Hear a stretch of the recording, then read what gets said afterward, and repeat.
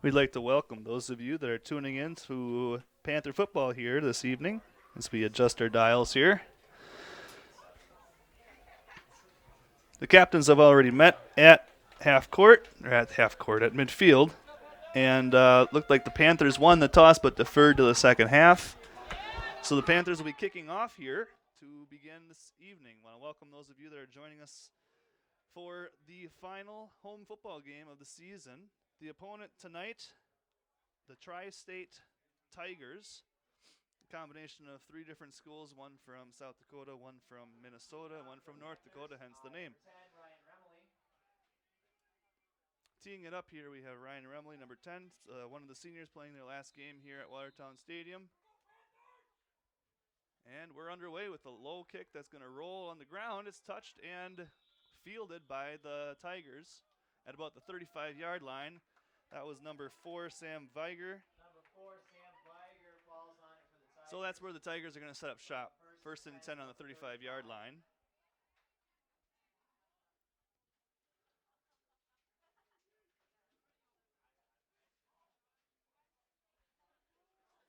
Both the Panthers and the Tigers are both looking for their first win this season, so something's got to give tonight. Tigers break the huddle with 2 wide receivers on each side. And then they're going to motion the back and a run up the middle. And they've got good first opening play here for the Tigers. That was Viger again, same guy that returned or covered up on the kickoff there with a good run up to about midfield. And we'll give him 15 yards on the opening play. The one thing that was pretty noticeable from warm-ups is that the Tigers have big linemen. And that's going to be a key for the Panthers to deal with this evening. The size up front by the Tigers. First and 10 here from midfield. Again, 2 wide receivers on each side. And a run up the middle again. Looks like there's some more congestion this time and a short gain. Once again, that's Viger. Jan Andringa on the tackle for the Panthers. And Viger was the ball carrier again. Number 4, he's touched the ball both plays so far. Second and 8 from 48.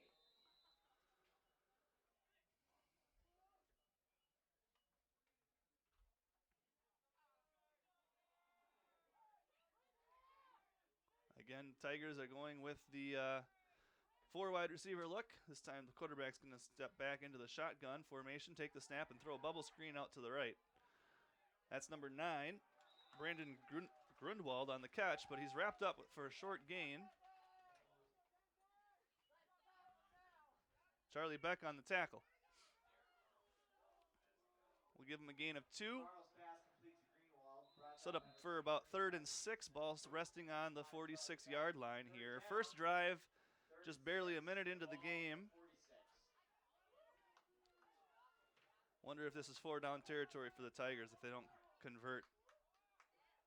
3 wideouts to the right, 1 to the left here. Running back next to the quarterback who takes a snap and hands it off. That's number 4 again, and he has the first down. Across the 40-yard line, down to the 37, Viger. Pretty often used player, although he's only a sophomore. Getting some quality touches here, and a little misdirection play. Got the Panther defense moving in the opposite direction of the actual handoff, and that'll be a first down for the Tigers. Again, that's on the 37-yard line.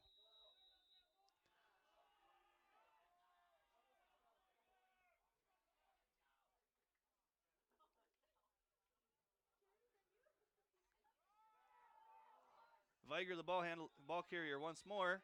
Knifing in from the safety position was number 21, Aiden Holeen, one of the Panthers seniors, hoping to have a good senior night here last game at Watertown Stadium. 3rd and 7 from the 39. We'll call it a gain of 3, set up 2nd down and 7 for the Tigers.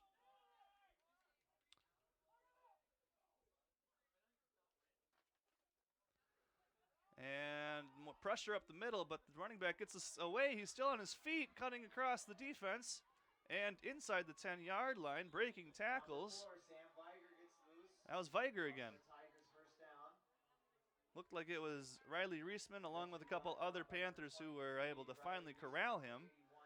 But that's going to be a 1st and goal for Tri-State. This is a good opening drive All the plays have been on the ground so far, and It's going to be first and goal. Panthers looked like they had a chance to wrap up the ball carrier in the backfield, but snuck through there, and there wasn't a whole lot of defenders to stop him once he got past the initial penetration. All right, first and goal. Ball's on the 8-yard line.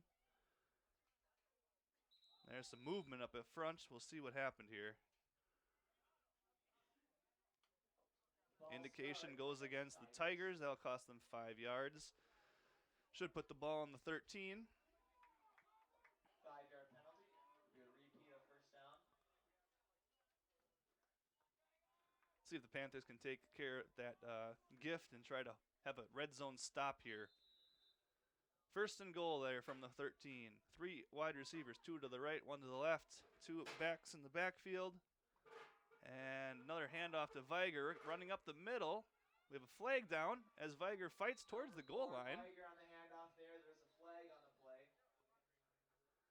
That was thrown right where the offensive line usually is. That tends to be holding. We'll see what the indication is here. And it is Holding call against the a Tigers. holding call here. And so from first and goal on the 8, 2 penalties will back them up.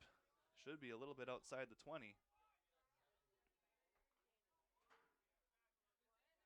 Once the officials get the ball placed. We're just getting started here if you're just joining us on YouTube. First drive of the game. The Tigers took it from the 35-yard line on their territory and have now marched to about the 20-yard line. They have first and goal even though they're outside the 20.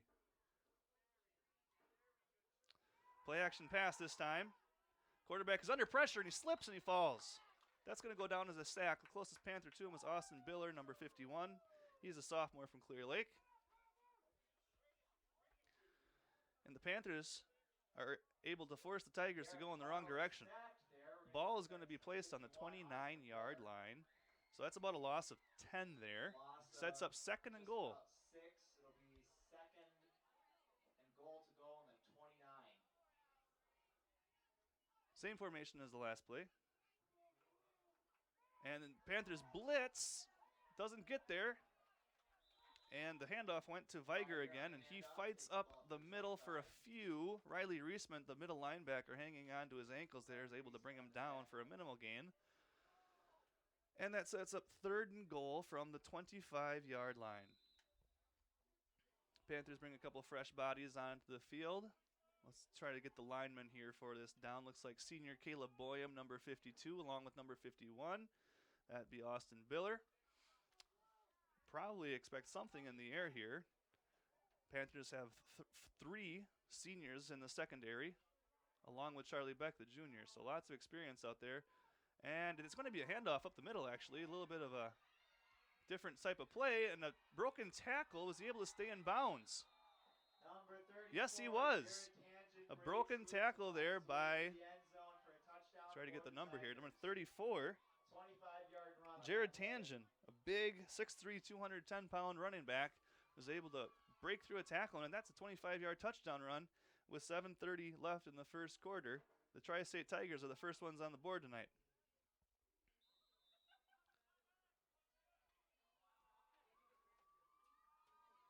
Looks like Tri-State is going to set up for a 2-point conversion here.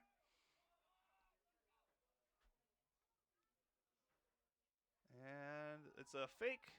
And he's going to throw it towards the corner of the end zone to his receiver, number 20. That's caught by Michael Castillo, and that 2-point conversion is good.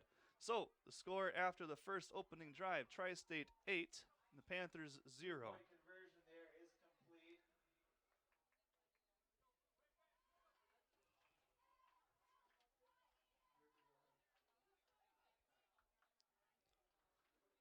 Like to welcome any viewers from the tri-state towns, supporters of the Tigers. Thanks for checking into our YouTube channel and taking advantage of our live stream.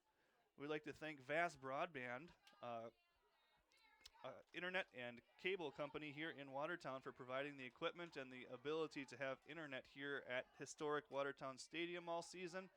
And it's been a real pleasure to be able to present our football games to our supporters, as well as the fans of those that aren't able to make it over to Watertown. All right, teams are back on the field here for the kickoff. The Panthers are going to have Charlie back, number 5, and Riley Reisman, number 22, back. And looks like the kicker for Tri-State. Michael Castillo. Trying to get his number here.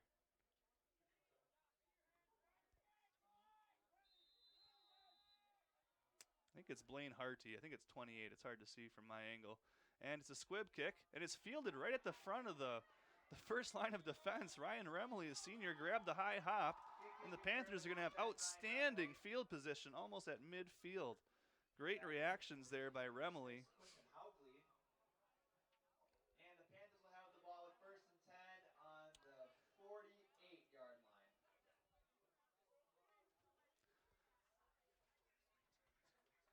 And the Panthers are going to have their first possession here. Senior quarterback Aiden Holeen in the backfield with Riley Reisman flanking him to the right. Ryan Remley to the near side, and we have Tristan Charlemagne and Nick Hansen in the far side. Charlemagne comes in motion, and the handoff is to Reisman. He's going to go around the edge. Oh, he gets past the defender. He's got speed. He's to the 20, the 10. Touchdown Panthers, but hold on. There is a penalty flag by the line of scrimmage. This is coming back. Oh, what a big mistake by the Panthers on the first play of their offensive possession. Reisman showed elusiveness getting around the corner, but it's all going to come back against the Panthers. We're not going to get a number up here. They don't say those things in high school, but must have been someone on that left end that got a little too much jersey. Maybe that's how Reisman was able to get around the corner. Perhaps that's something for the coaches to keep in their back pocket, though, if that play worked so well, regardless of the penalty. It's going to set up 1st and 18.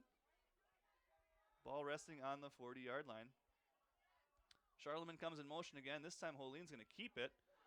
Working the near edge.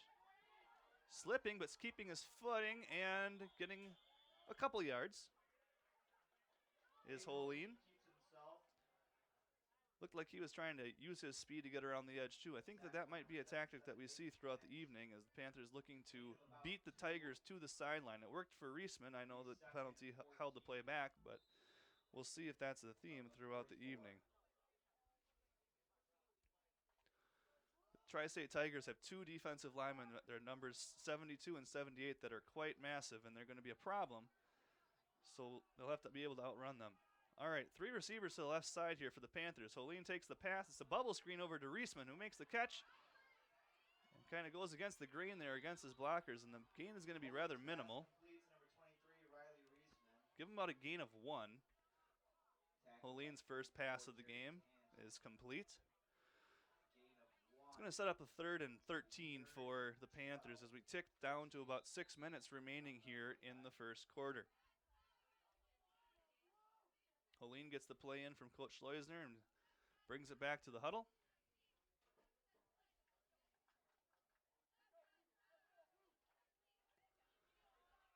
And Remley split to the right. Again, Charlemagne and Hansen to the left with Reisman in the backfield. Holeen in the shotgun. Takes the snap. It's going to be a handoff to Reisman again. He's working that same sideline. Running out of room there, though. We'll see where they marked him out of bounds. It kind of looks like it's at the original line of scrimmage there. So maybe a gain of 3 or 4. But that's going to set up 4th and long for the Panthers. Right at about midfield. Brings up 4th down and 10 to go from the 48.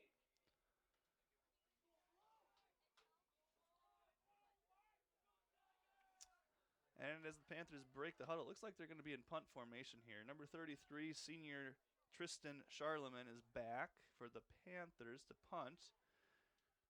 And it looks like number 5, Hayden Lick, is in the backfield. Charlemagne gets off a good kick, and it's fielded at about the 16-yard line.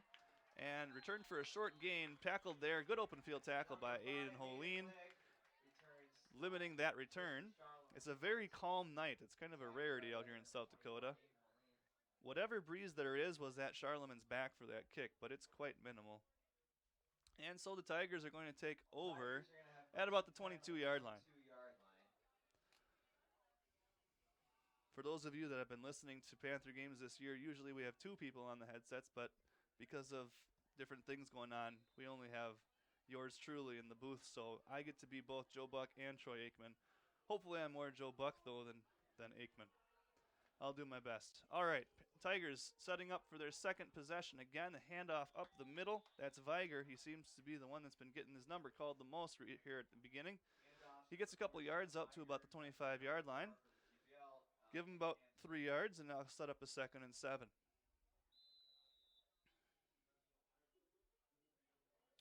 Panthers have some young players out there right now.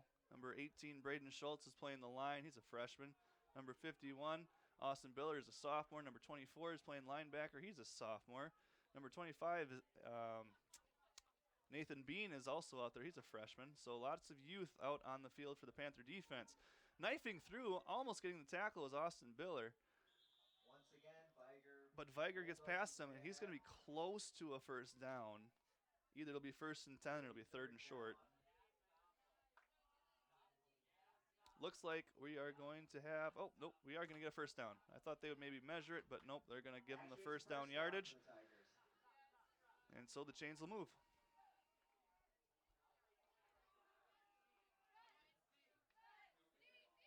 First and 10 on the 32.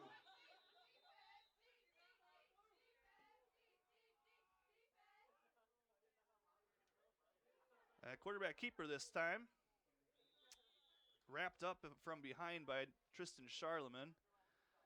A short gain of maybe 3 yards. Tackle number 33, Tristan Charlemagne. Gain of about 3. It's going to be 2nd. Looked like that was Derek Carl on the 35. quarterback keeper there. Looking at the roster here, number 21, Derek Carl, the quarterback, is only a freshman. So certainly things for the Tiger hopeful to look forward to in the future. A handoff again to Viger, and he's across midfield. That'll be plenty for another first down, and Viger's having himself quite a first quarter here. That'll be 1st and 10 for the Panthers, just beyond midfield, with 4 minutes to go in the first quarter. We got a score of 8-0. The Tigers took the first possession down and scored, and the Panthers weren't able to do anything with their first possession. And here the Tigers are working the ball down the field the second time. This looks like a backward screen. It could be a run or a pass. And finally brought down is Hayden Lick, number 5. Looks like they'll give him about 5 yards on that first play, setting up 2nd down and 5 for the Tigers. 2nd and 5 at the 45.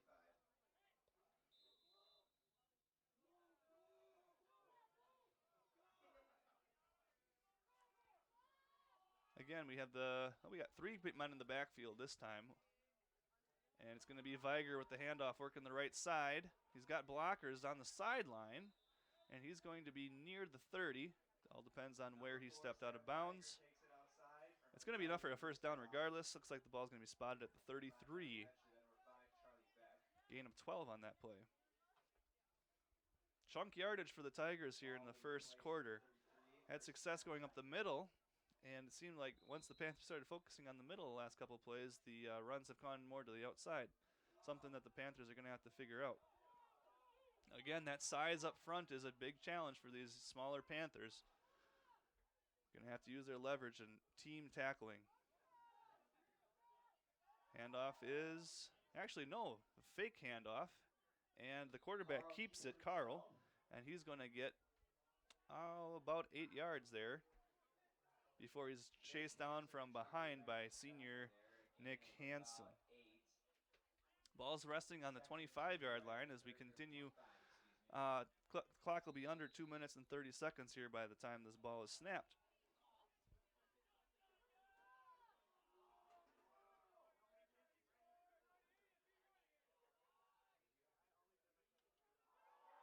And again, it's Viger working off that edge. A minimal gain. Tackled there by 24, Jan Andringa, and number 51, Austin Biller. But that's enough for a first down. Didn't have far to go. That's a 1st and 10 Tigers. Ball's going to be on the 22-yard line.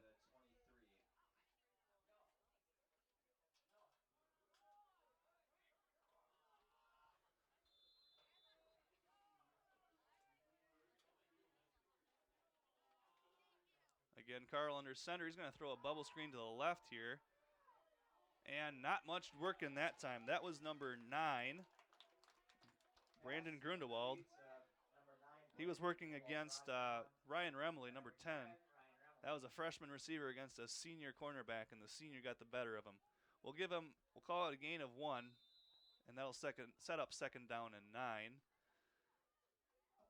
No gain on the play, 2nd and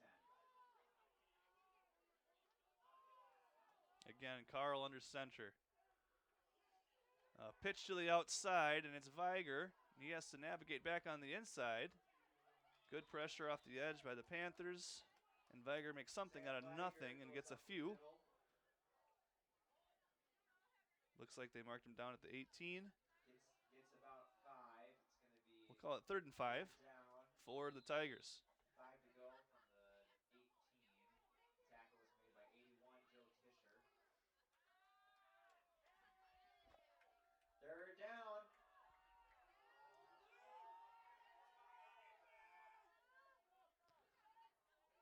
This is a handoff to number 34, the guy who scored the first touchdown of the game. He reaches the ball out kind of recklessly. I wonder if 34, Jared Tangent, he held on to it. That was Jared Tangent on the carry. They're going to mark him down. We don't have a great angle from here, but it might be about a yard short. And it does look like it's short. The officials are signaling 3rd down. Just short. It's 4th down. Yeah, timeout called by the Panthers. Looks like they want to get organized for this 4th down. It's going to be 4th down and 1 with 27 seconds left here before the end of the first quarter. Big play in the game. Early on, this is a chance for the Panthers to put their foot in the ground and stop this drive. Or this is an opportunity for the Tigers to get this 1st down and possibly get a second score here early on in the game. One thing that's been consistent for both teams is difficulty scoring. And so this would be a huge score for the Tigers if they could convert, and conversely be a huge stop for the Panthers if they can prevent this gain of 1. Ask for the Goose Killer Special. Buy 1 candy bar for $2, get 1 free.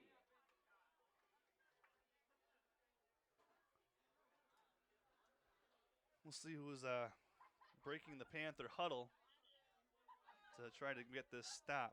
Probably be important line play here, and they do have their biggest players, including number 52 Caleb Boyum, number 70 Dawson Wartink, number 81 Joe Tischer. I would have to imagine the Tigers aren't going to get too fancy here. They're the bigger team, and you'd have to think that they're going to try to just stick with what's been working and try to get 1 yard. It's going to be a quarterback keeper, actually. Looks like there's 1st down yardage at about the 10-yard line, excuse me. I think they're going to mark him just outside of the 10, so it is physically possible to get a 1st down without scoring a touchdown. Barring an incomplete pass, this will probably be the final play of the first quarter. Handoff up the middle again. Oh, the Panthers are all ready for this one. Diving into the backfield, making the tackle for a loss is number 23, Riley Reisman. As we tick down, this will take us to the end of the first quarter. And there we officially have it. So the first quarter score, the Tri-State Tigers 8 and the Great Plains Lutheran Panthers 0. Almost the entire quarter was exclusively on the ground, except for maybe 1 or 2 pass plays. And the Tigers are going to have a red zone possession here to start as they switch the ends of the field.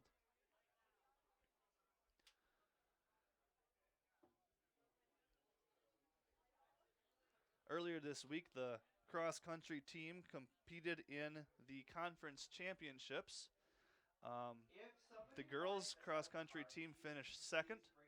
The way that the cross-country scoring works is whatever place you finish is how many points you count towards your team's score, and they add up the team's totals, and kind of like golf, the lowest score wins, and the girls finished 1 point behind the team that won, so they were kind of bummed about that, but it sounded like their times for each individual runner was quite respectable.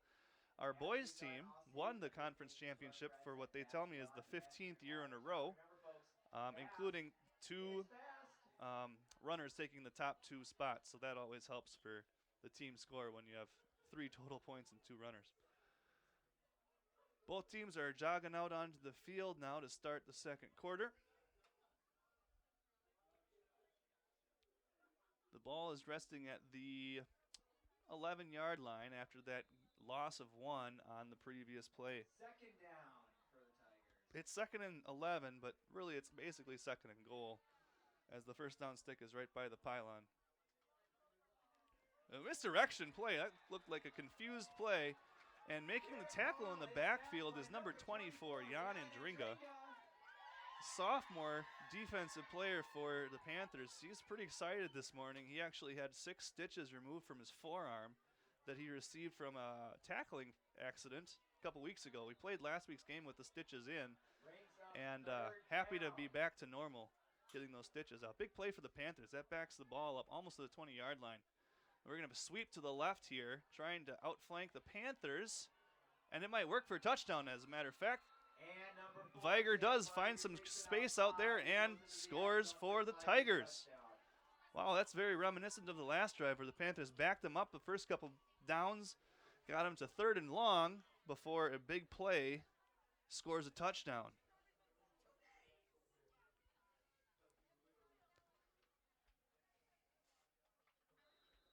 Tigers went for 2 on their first touchdown, and looks like they're lining up for another 2-point conversion.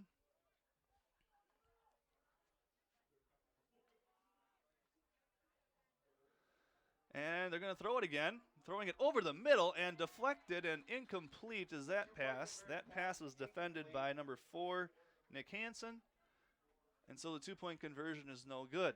So the score after 38 seconds here in the second quarter, the Tri-State Tigers 14 and the Panthers 0.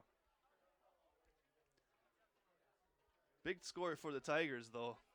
Kind of deflating when you get in the red zone and you have to go backwards a couple plays, but both times the Tigers have been able to regroup and get a big running play that ended up scoring a touchdown. And conversely for the Panthers, you start to feel good about pushing the offense back farther away from your goal line, only to give up a big play to score twice now in the first quarter plus.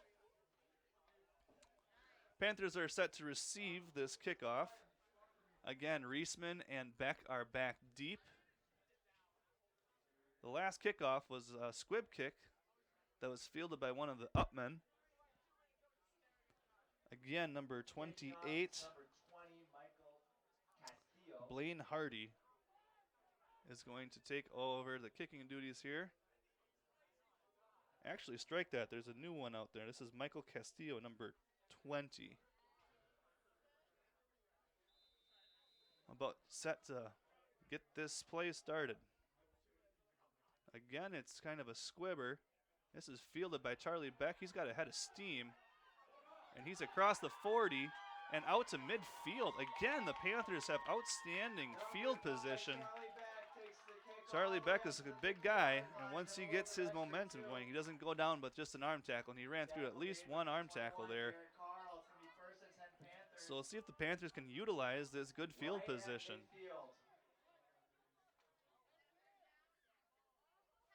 We have found the car keys.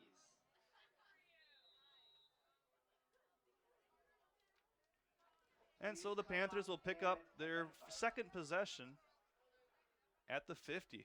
It's odd to say second possession here in the second quarter, but with teams running the ball, it's really chewed up a lot of time here in the first quarter plus. Moline takes a snap. Looks like he's going to go throwing over the middle. He's got a receiver, and it is caught. That's number 10, Ryan Remley. He's angling towards the end zone, and he's brought down from behind around the 5-yard line. What a throw by Moline. What a catch and run by Remley. And the Panthers are in business here to start this drive. Perfect throw by senior quarterback Aiden Moline. And what a momentum shifter. Kind of a tendency breaker there by the Panthers to throw it. And the line gave quarterback Moline a lot of time to find his senior receiver running across the middle. First and goal now for the Panthers outside the 5-yard line. Holeen takes the snap. He gives to Reisman working the left edge, and he cannot get around the side. That's number 34, Jared Tangent, making that tackle.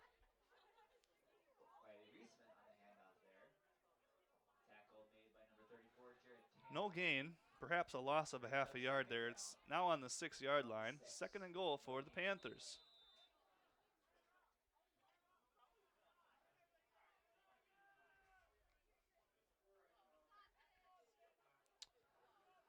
A bunched formation here. Remley goes in motion. Holeen is going to throw it. He's got a receiver wide open in the corner of the end zone. That's Tristan Charlemagne. That is a Panther touchdown.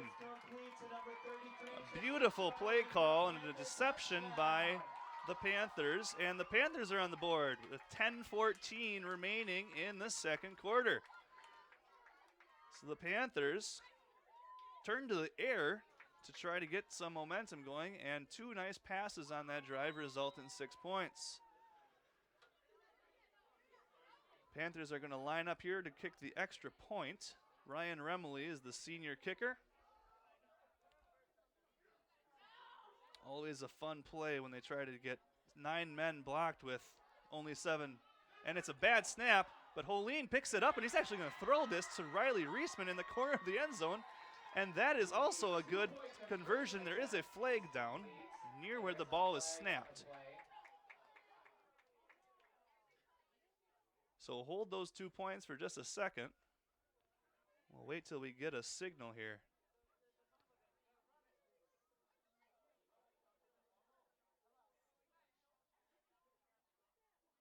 We have a personal foul called against the Tigers. That's going to be declined, and the 2-point conversion is good. So the score is going to be 14-8.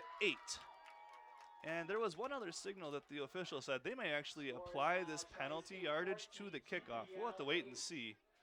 But a big response by the Panthers after the Tigers took a 2-score lead. Holeen completing 2 big passes to 2 seniors.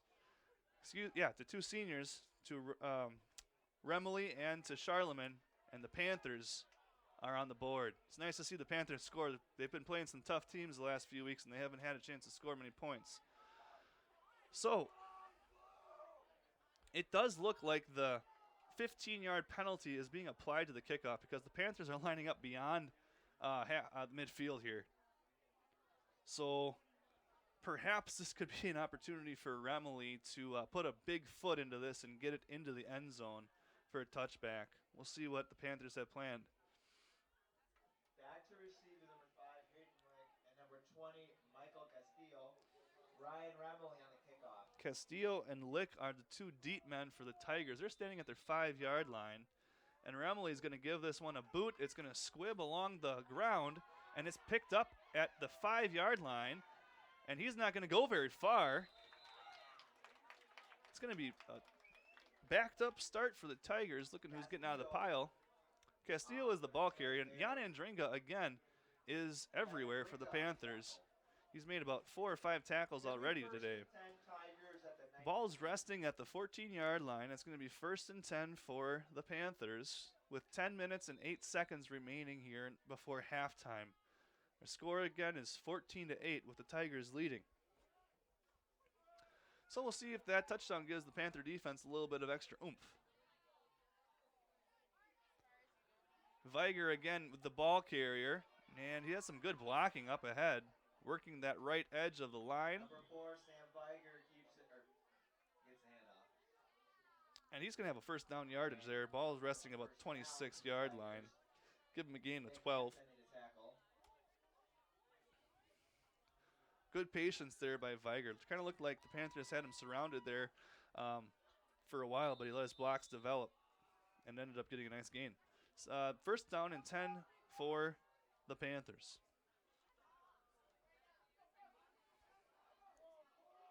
Viger and Castillo in the backfield. And this time it will be Viger up the middle again. And a minimal gain coming up to make the tackle is senior Aiden Holeen. Holeen's a name that Panther fans have heard for a long time. It's odd to think that this is his last game Been an impact player for all 4 years of his high school career. Second down and 9. We'll give him a gain of 1.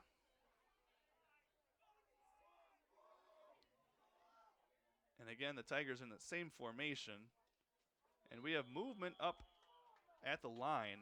The Panthers were across the line, and they weren't drawn off. So that's going to cost the Panthers 5 yards. Should put it at second down and 4. Offsides. Hard count there by the Tigers. Got 5 free yards. Looked like there were a couple of Panthers who were itching to get in to the backfield. All right. Again, 2 receivers to the left, 2 in the backfield surrounding the quarterback. This time it's going to be a pass out to the right. And a flag is thrown, and the ball is brought out to about the 35-yard line.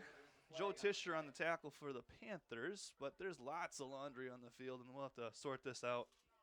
The indication is a hold against the Tigers there. I think there's 3 flags for the same penalty.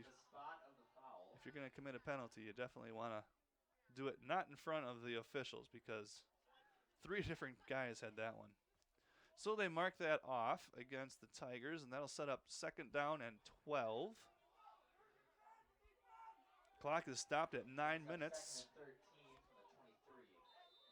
to go here till halftime. This is going to be a faked handoff, and is a quarterback keeper, but nothing doing. Working the left edge. And that's going to be a huge tackle for loss by number 81, Joe Tischer, sophomore from Del Rapids.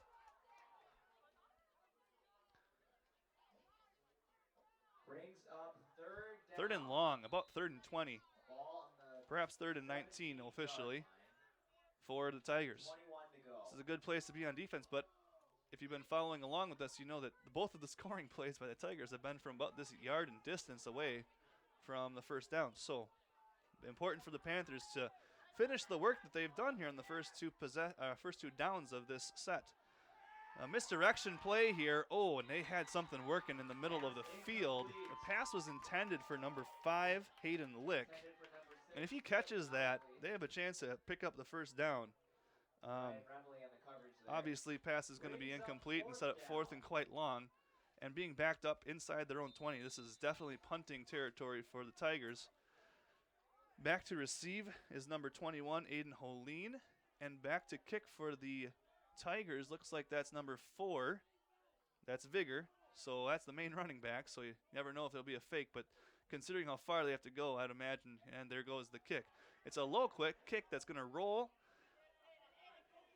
Well, there's a chance for a pickup, but he's going to let it roll dead, and the ball's going to stop at the 42-yard line. And so the Panthers continue the string of good field position for all 3 of their possessions so far. Nice response there by the defense to get a stop after scoring the touchdown. So we'll see what the Panthers can do here, setting up 1st and 10 at their own 42. There's 8 minutes and 8 seconds remaining until halftime. Last possession, obviously, the Panthers had some success through the air. They're going to start in a bunch formation to start this drive, and it's a pitch to number 4. That's Hansen. There's a flag down on the near side, even though the play is off to the right. Hansen's going to pick up a few, but this is in the holding territory. Looks to be against the Panthers. It's going to be a hold. And this will cost the Panthers some yardage.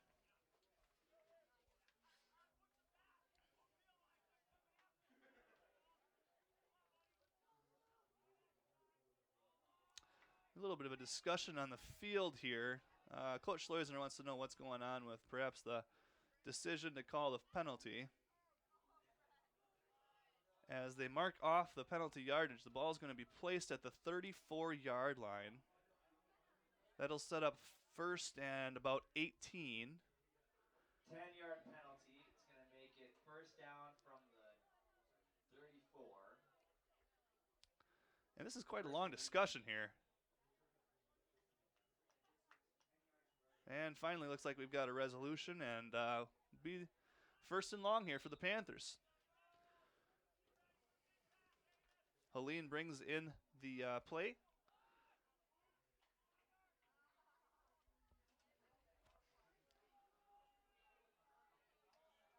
And again, the same formation as the last play for Great Plains. This time it's going to be a fake, and Holin's going to actually scramble to the far side. He's got speed, and he's got the sideline. He's at the 50. He's at the 40. He may go, folks. The only one that can stop him is number 4, and he doesn't have the angle. Holin's going to go all the way for a touchdown. No flags. Touchdown, Panthers. Aiden Holin on the scramble. That one was about 65 yards on that touchdown run.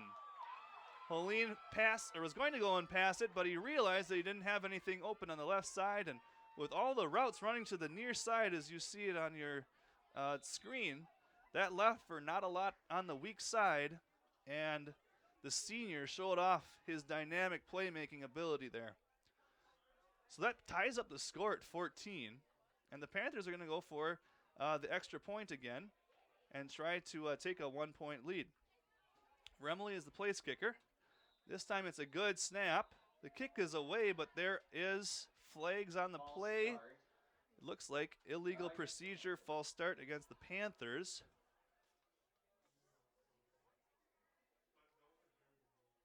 So that should be a 5-yard mark off. Not sure if that's a huge penalty on a kick, because Remley would certainly have enough leg to make it, even if it is backed up 5 yards, if he gets it well.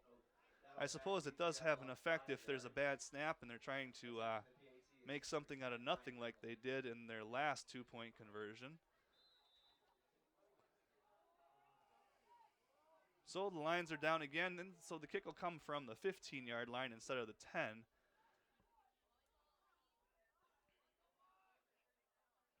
Snap is good. The kick is away.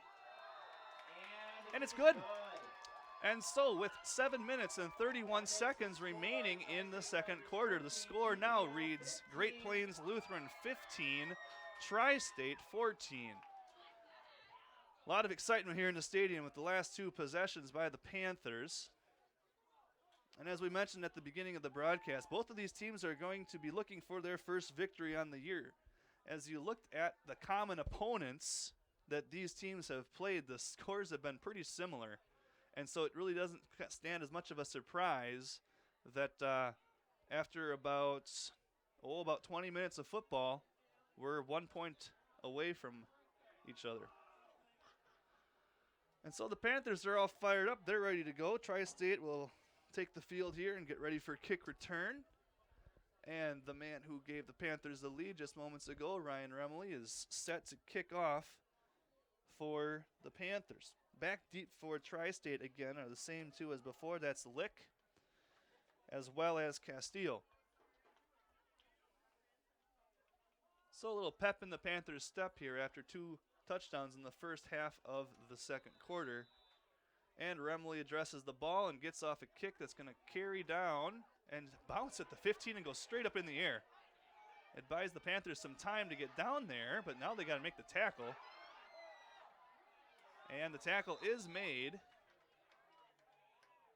by number 17, Pierce Holin, and he's a little shaken up on that tackle. Boy, there's a pretty good collision between the 2. And he's a little slow to get up, but he's coming over to the sideline. I wouldn't be surprised if they maybe take a look at him or anything.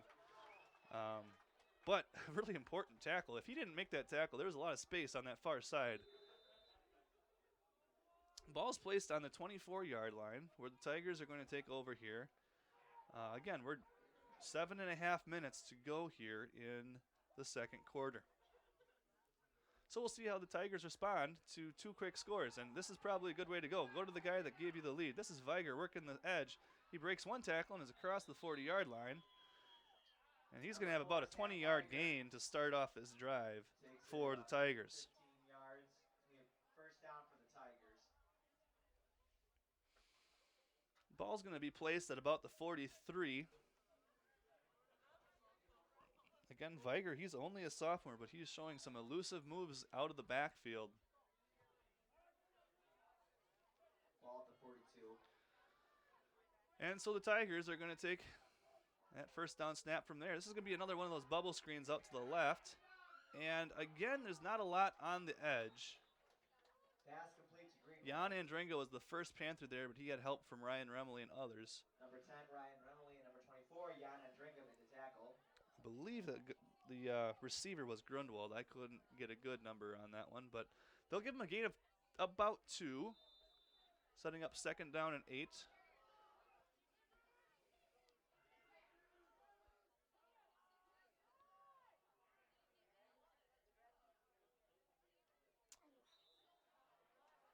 And we have some movement before.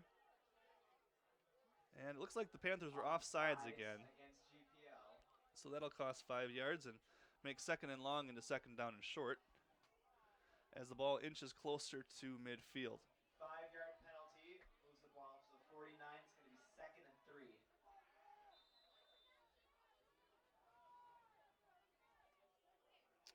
Viger and Castillo in the backfield. There's a fumbled snap, and the quarterback's going to try to make something out of nothing, and he gets maybe a yard to about midfield where 21, Nick Derek Hansen Carl makes the snap. tackle, and that's Carl that ended up being the ball carrier after the snap was dropped. Looked to be a pretty decent snap. I don't know if he had his eyes on the defense or if he just didn't look it into his hands, but it's going to set up a third down, and we'll call it about a short 2.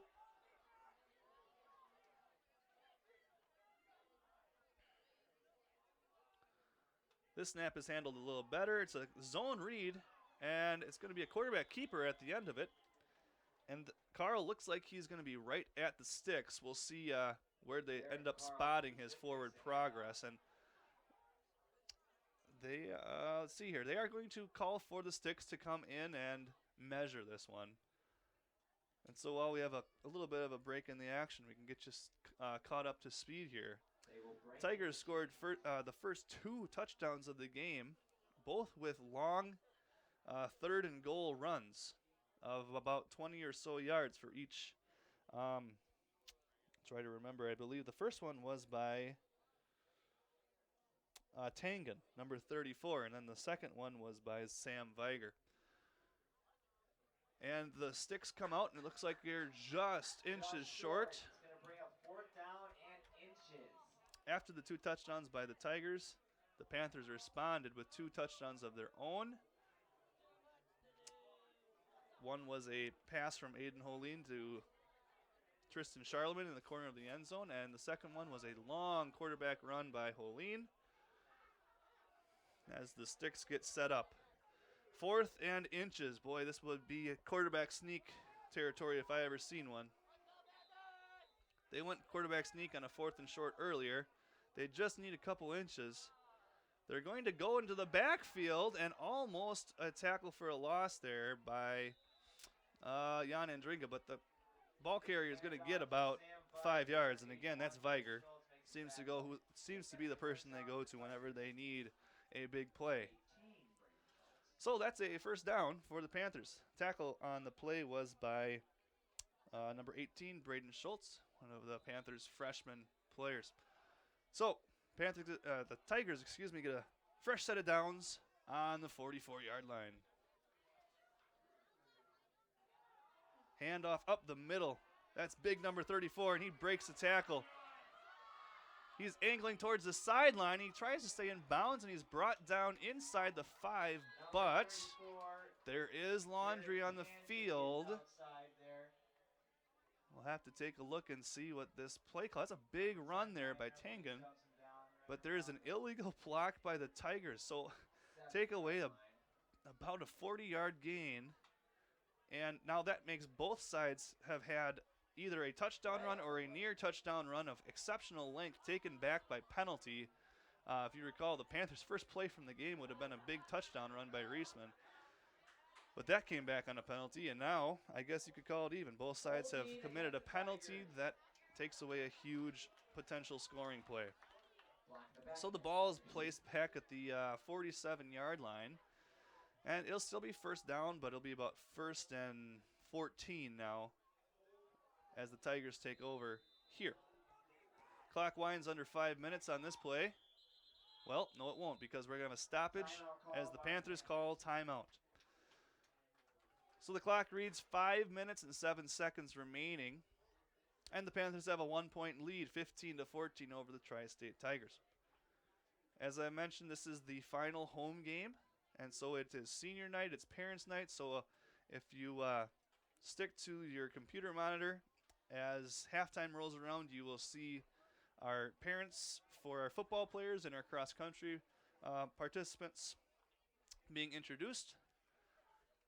It's also the last home game for the Panthers. There's still more Panther action that you can see on the live stream as the volleyball team has 3 games remaining. The next time that you can watch the volleyball team in action will be next week, Thursday, as the Panthers play Wilmot. That's a conference game, and the Panthers went up to Wilmot and beat the Wolves in a close game earlier in the year. Wilmot's one of the stronger teams in the conference, so that should be a fun game to tune into. Again, that's Thursday evening next week. All right, the timeout is over, and the Tigers are back to offense. I formation in the backfield, and it's going to be a pitch out to the left, and that's Tangen, and he's got some space, although it closes rather quickly as Riley Reisman comes in and makes a huge play. A nice hit there by the junior, and again there's a flag on the play as it's a block in the back against the Tigers. It's been a flag-filled first half against both teams. That play would have resulted in about a 3-yard gain, but as they march this off, first and long becomes first and longer.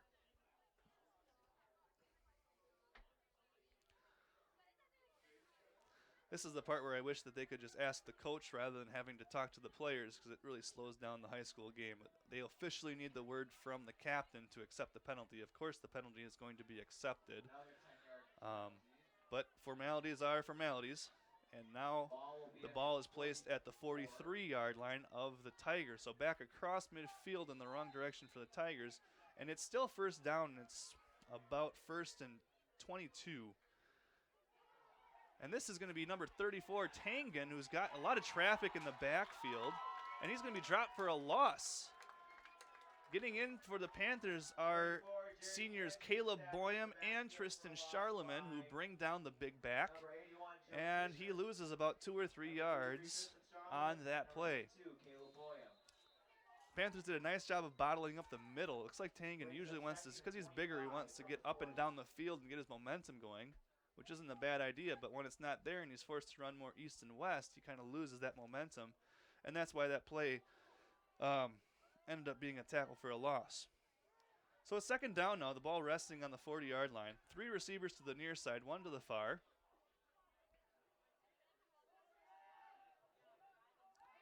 It's going to be a pass play. And he's scrambling around looking for a target. And he finds a man. That's number 10, Tanner Enweiler. And that's going to get the ball out to about midfield. But again, penalty in the backfield. And that's going to be a personal foul call against the Panthers. I think the signal was a roughing the passer penalty. If I wasn't looking at him originally, but I think that's what's going to happen here. So the personal foul is going to make it a first down, regardless of how far the yardage is. But coincidentally, I think the yardage will, well, we'll see. Now they're going to continue to talk here.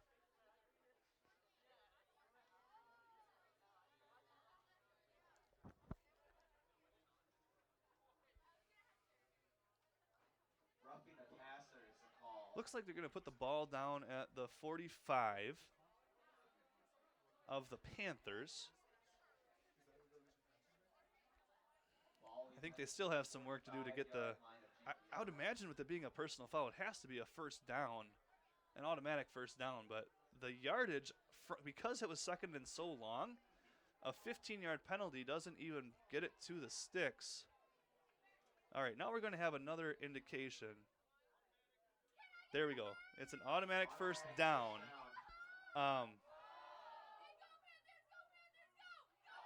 So after all that confusion, it's going to be 1st and 10 from the 45. And I think that's the correct spot and the correct ruling, even though that is an unfortunate turn of events for the Panthers. Now it's Viber off to the left side, and oh, he's chopped down. If that tackle's not made, that's a big gainer. Flying in for the Panthers was both Aiden Holine and Riley Reisman. That's going to be a loss of 1 or 2 on the play, which will cause the down and distance to go to second and, we'll call it 2nd and 11.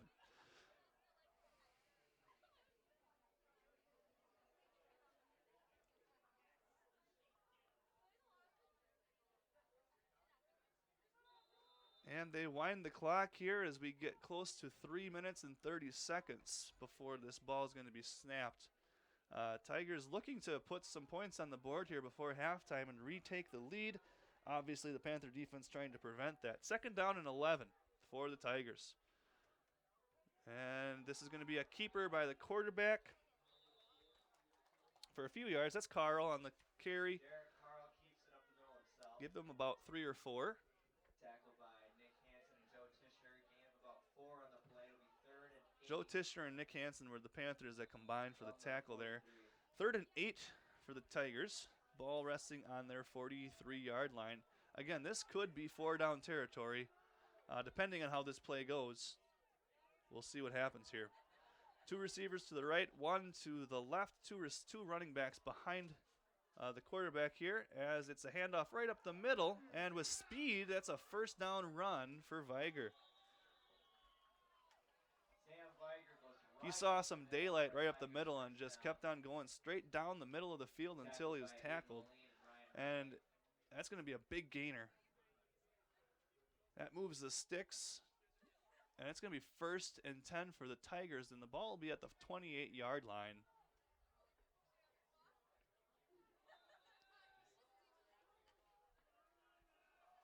Same formation as the last play. And same play. Viger up the middle. This time a much different result as Nick Hansen sticks his nose in there and stops that gain for only a couple yards.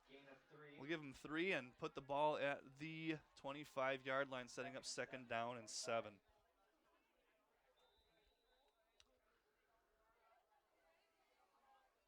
Tigers approaching the red zone area. As they head to the west in Watertown Stadium, they'll be getting closer to the infield of the baseball field, which is another dynamic that not a lot of other fields have.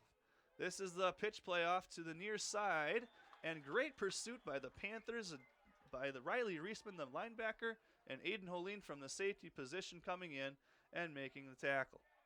Going to be a loss of a few yards, and that's going to be pretty much at the original line of scrimmage. So we're called at 3rd down and 10 and a loss of 3 on that sweep. Again, that kind of illustrates the strengths and weaknesses of each team. It seems as though the speed element is more on the Panthers side, but the size and strength is on the Tigers side, and so plays that tend to go straight up the field favor the Tigers, but getting to the edge, both on offense and defense, are the Panthers' strengths. This is going to be a pass over to the boundary, and that's again Viger. That's not going anywhere as Riley Reisman on defensive coverage makes the tackle, and the ball is going to be placed at the 32-yard line. So that's going to be a loss of a couple yards, and this will be an interesting decision for the Tigers. The ball's resting on the 32.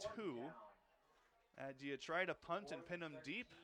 The clock is ticking under 1 minute. There's 54 seconds remaining, so perhaps you just try to get a 1st down and a score here before halftime. They're definitely going to be lining up to go for it here. And it's going to be a handoff right up the middle and stuffed. Stuffed by the Panthers. Number 4, Nick Hansen says, no way, I'll take that. Thank you very much. It's not a terrible idea by the Tigers, though. Just a safe, conservative call. It's a 1-score game. You don't want to make any decisions that are going to cost you the game with only 40 seconds remaining. The Panthers do have 1 timeout left, but they have the ball's on the 34, so they got well over 60 yards to go if they wanted to score here. Just as the Tigers were rather conservative, I would kind of expect the Panthers to be conservative as well. You got a 1-point lead. Holine's going to stand here in the pistol for this play. Tigers are showing blitz. Holeen is going to be on a scramble over to the far side, and there's not much doing there. The ball actually came loose. Hayden Holeen runs outside. Ooh, that could be a play. disastrous turn of events for the Panthers, but looks like Charlie Beck was able to fall on it for the Panthers, and it's going to be a loss of a few yards, maybe a loss of 4 as the clock ticks down. Probably enough time for just one more play for the Panthers. Loss of 4 on that. And we have a timeout called by the Panthers with 21 Timeout seconds GPL. remaining.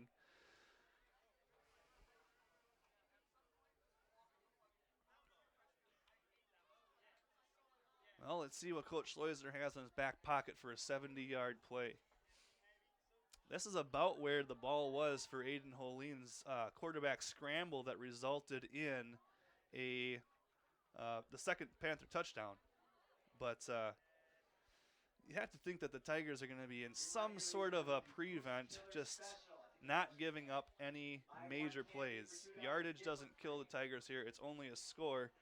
And with only 22 seconds remaining and the Panthers spending their last time out, I would be hard-pressed to see all the defenders within the 10 yards of this line of scrimmage.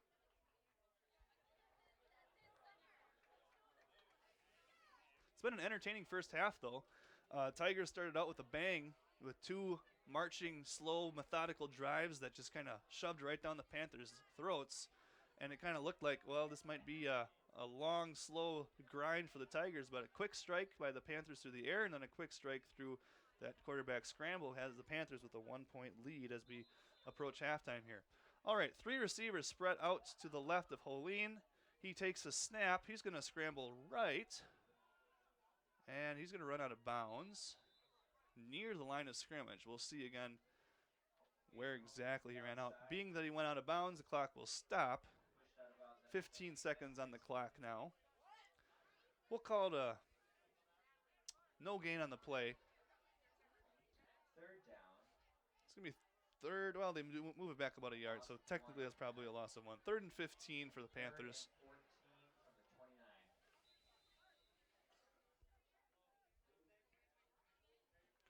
29. And, barring an incomplete pass, this will probably be the final play. Tri-State does have all of their timeouts, so if they stop them here, they could call timeout to force the punt. Country teams, please make their way down to midfield as well. All right, Holeen is going to take this snap. Charlemagne goes in motion. Holeen's going to run to the near side. He's got 3 guys by him. Oh, my goodness, he darts underneath one. He's actually got a chance here, folks. He's across the 40. He's tripped up. Oh, my word, that had a chance to be something amazing. The clock is going to stop for... let's see here. There's a first down, and when the chains move, that is a stoppage of the clock. There's 5 seconds on the clock. Can the Panthers get on the ball and get a playoff within those 5 seconds? Well, you know what? They're going to get assistance because the man who made the tackle there, that was Viger, and he's slow to get up. Maybe he got the wind knocked out of him, and so this actually is going to benefit the Panthers because now the clock will stop for an injured player. Holeen looked like he was dead to rights. He had 3 defenders that were barreling down on him in the backfield. And he just kind of ducked underneath the arms of one, and he had tons of land to maneuver down the field. So Viger's already up on his feet. I wonder if he just got the wind knocked out of him as he landed on Holeen there, making that tackle. That might not have been a touchdown-saving tackle, but considering how close we are to halftime, that was a major play for Tri-State. Panthers are getting up to the line. And they're in the same formation as the last play. 3 receivers to the near side. Ryan Remley is the lone receiver to the far side. And we are ready for play. The clock winds. Panthers do get the snap away. Holeen has some trouble with it, but he throws up a prayer. And that's going to be intercepted to end the half. That was intercepted by Hayden Lick, and that's how the first half is going to end. Quite an entertaining first half. After 1 half of play, the Panthers have a 1-point lead over the Tri-State Tigers at 15-14. We'll be back with the second half And hopefully the Panthers can continue this tough play and pull this one out.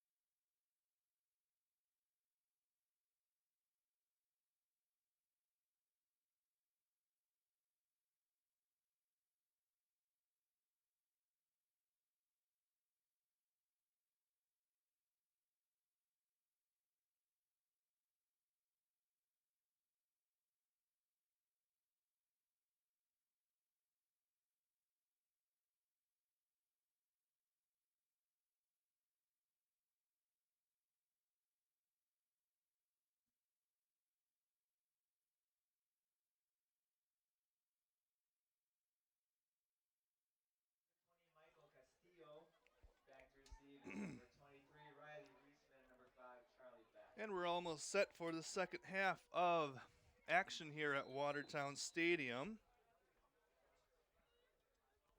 The Panthers deferred the opening kickoff so they get the ball to start the second half. It's a rolling kick that Riley Reisman picks up at the 30-yard line. He goes up the middle, and he's got some room to run all the way across midfield.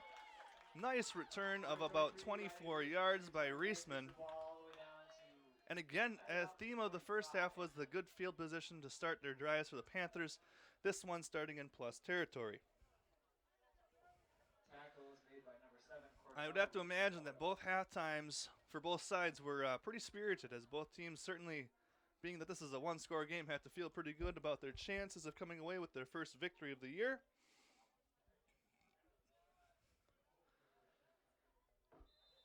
And so the Panthers set up shop here at the 46-yard line to start the first drive of the third quarter.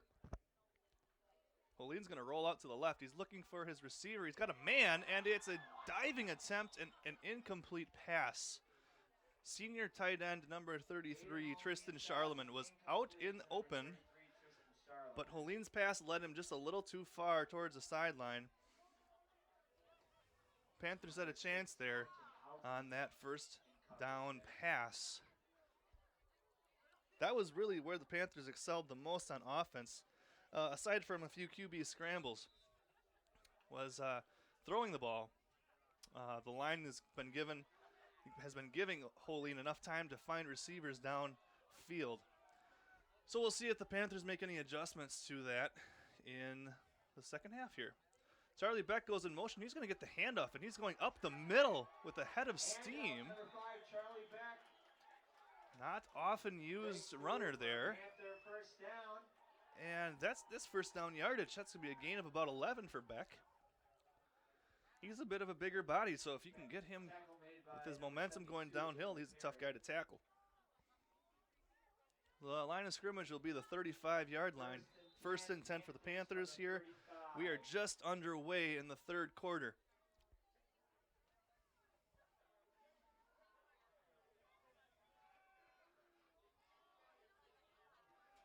Hansen split out wide to the right. Holine in the gun is going to fake the handoff. This is a backwards pass to Reisman, who cuts it across the green and is going to gain a nice gain on first down. We'll see where they end up putting the ball. It's about the 28-yard line. They'll set up second down and short, maybe second and 3. Second and 3. Ball on the 28-yard line of the Tigers. I think one of the things, obviously ball security is always important in a football game, but execution on plays like that are a vital part to whoever is going to end up winning this game. That being a backwards pass, if it would have been dropped, it would have been officially a fumble. Now Ryan Remley runs up the middle and breaks a couple tackles. He's going to have first down yardage plus more. And he's going to be close to the 10-yard line. I think they're going to mark him just a little bit outside of the 10. So it's going to set up first and 10 inside the red zone for the Panthers. A couple of big plays here to start off the third quarter on the ground for the Panthers.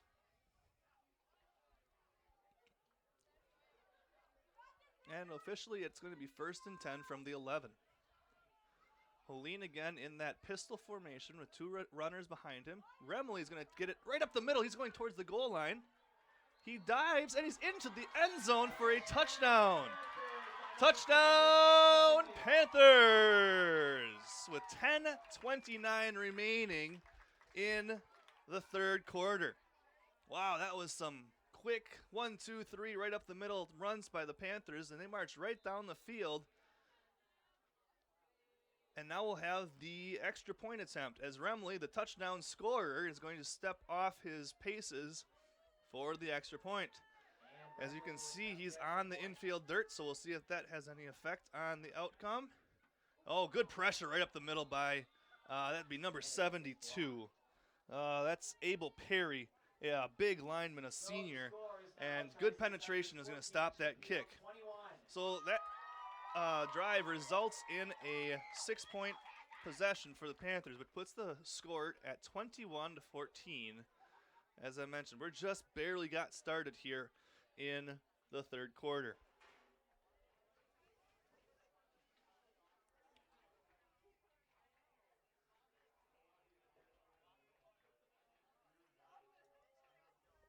So the Panthers looked like they made some nice adjustments to some things that maybe they saw at halftime. And now we'll have to see what adjustments the Tigers make as they set up shop here for their first possession of the second half.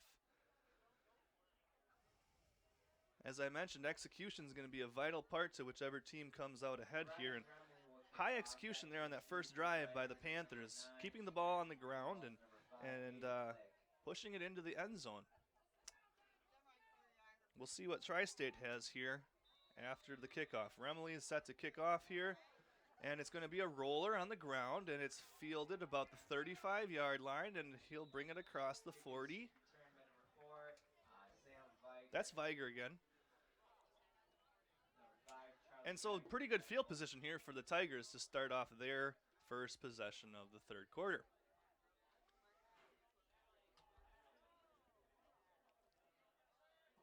First and 10 Tigers at the 42.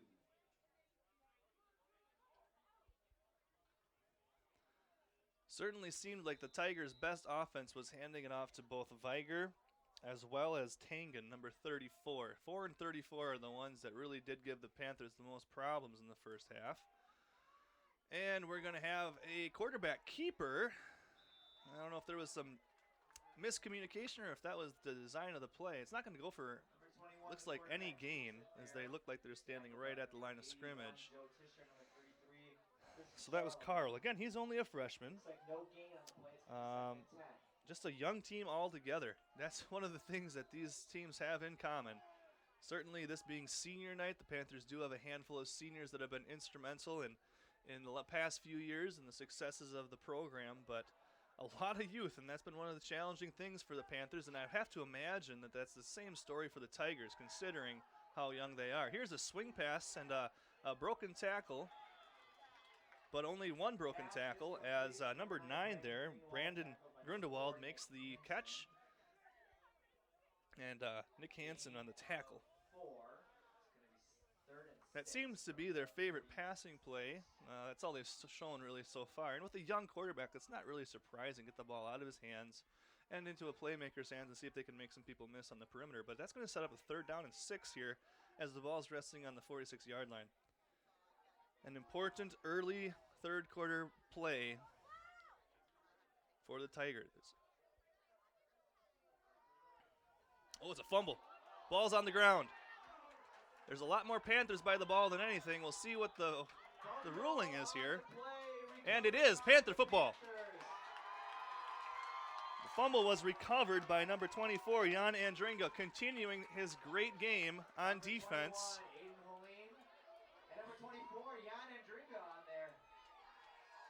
And so with 8 minutes and 59 seconds remaining in the third quarter, the Panthers have the ball across midfield with a 7-point lead.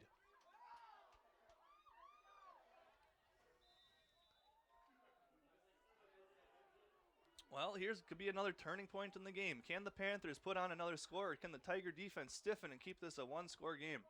Holin is by himself in the backfield. It's also going to be a bubble screen. This is picked off. This is going to go all the way. Perhaps. Riley Reisman's going to track him down. Oh, my goodness. What closing speed to save a touchdown. Initially, it looked like that was going to be an easy pick 6. That bubble screen was read by number 4. Again, that's Viger. He's been mainly an offensive threat, but there he makes a big defensive play, and teams exchange turnovers in back-to-back plays. And now the Tigers are in prime position to tie this game at 1st and goal on the 7-yard line. Again, that's that halftime adjustment thing. The Tigers saw a formation that they'd seen in the first half, and their playmaker just jumped the route.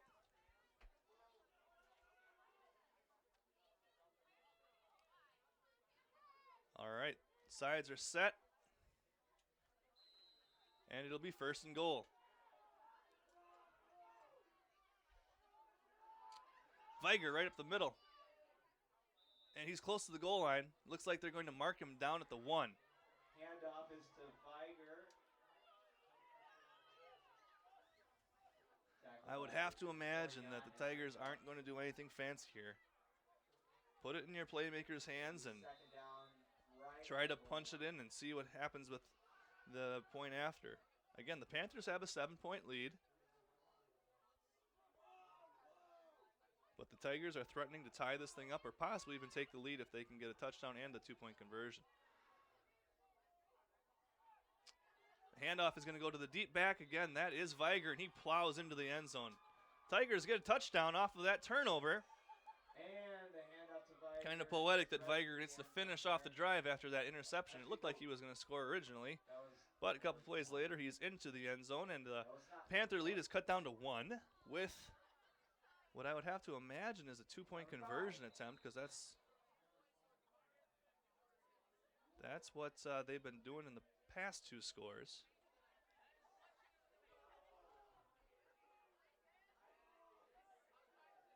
And again, they will line up for a 2-point conversion.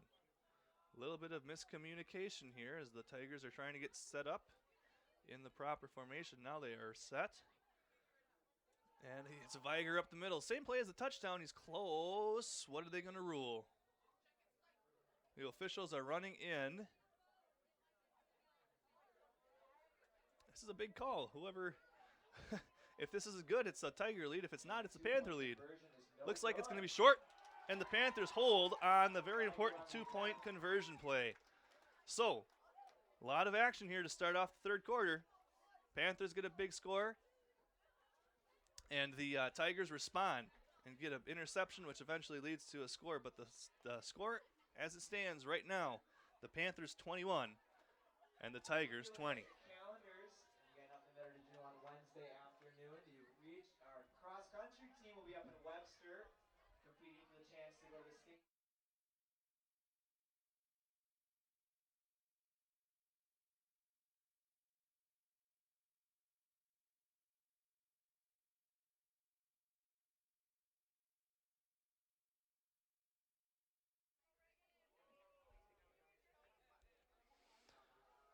All right, we're set for action again here. Castillo is going to tee this ball up, and Beck and Reisman are standing at their 20-yard line, back deep for the Panthers. We'll see if this is a kick on the ground or it's going to be an onside almost. A big hop that's going to be fielded by Pierce Holine at the 40-yard line, and he's going to go down right about there. But nice ball security by the Panther freshman. And it looks like the Panthers are going to start above the 40-yard line again. Both teams have had good field position for the most part, and the Panthers will experience that again here. So in this back and forth game, who will respond? The Panthers have a chance to nurse their 1-point lead here. Holine's going to be flanked in the backfield by 2 running backs. And this is going to be a play-action pass. Holine's looking towards the deep pass, and he has his receiver across the 40-yard line. That's Tristan Charlemagne. That's the exact same play that they tried to hit on the first play after halftime. This time the connection is made. That's about a 21-yard pass to start this drive to the senior tight end. Panthers will have 1st and 10 on the 39. Panthers doing a good job of mixing in the run and the pass. We haven't seen them put the ball in the air as much as they have tonight. Again, Remley to the near side. Hansen and Charlemagne split to the left. Reisman flanking Holine in the shotgun. And Charlemagne's going to come in motion here. It's going to be, looks like an option play. Holine's going to keep it. And he's making some defenders miss. He's across the 35-yard line. That's a nice first down gain of about 5 yards. Tackle was made by 77, Nathan Hench. Kind of an interesting play there. Looked like there was a shovel pass option and also a pitch option, but it's hard to deny when your best runner with the football is trying to make moves. Seemed like Reisman would have been available for a pitch on that, so keep a bookmark on that play and see if they go back to that option, because that could be a big gainer in the future. Hansen splits out wide left. Again, Remley and Reisman in the backfield. And it's going to be Remley up the middle, right, driving straight into the defender there. That was a tackle by Tangen. Tangen definitely had the size advantage, but Remley is able to fight for a couple yards. That'll set up a 3rd and 3. 3rd down and definitely think that the Panthers are in 4-down territory inside the 40-yard line. Ball on the 33.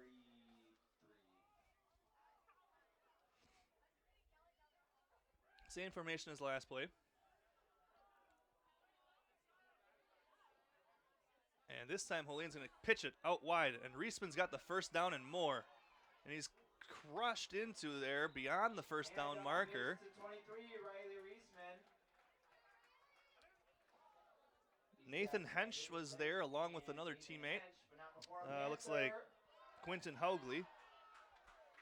But Reisman picks up well enough for the first down, and the Panthers are going to be just outside of the 20-yard line. Panthers on the 23.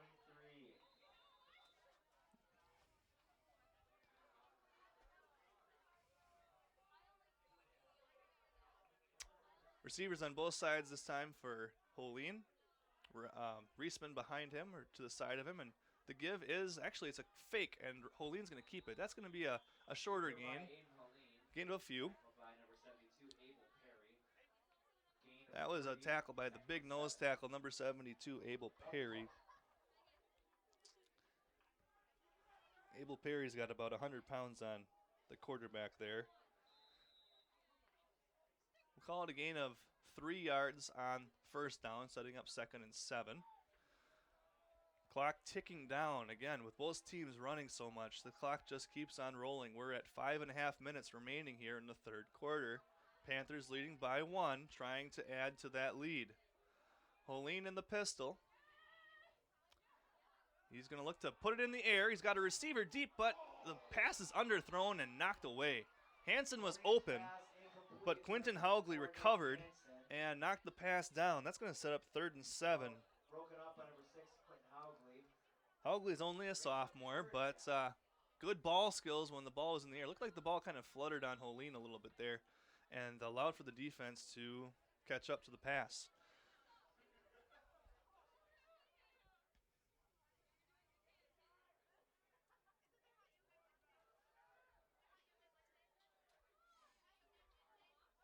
Holine brings the play into the huddle.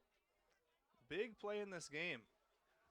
Again, I would have to imagine that this would be 4-down territory if need be. Remley's going to take this and run up the middle. There's a flag down. I would have to imagine this is holding, and it is. Holding is the call against the Panthers. So there's a little bit of a decision here for Tri-State. I mean, if they take the play, it's going to be 4th down. Maybe about 4 yards to go to get a first down. If they accept the penalty, obviously it'll be farther back, but it will remain 3rd down, and the Panthers would have that extra down. Certainly probably take the yardage, and that's what it looks like they're going to do. It'll be a replay of 3rd down, 10-yard penalty. So we'll call it 3rd down and 17, 29.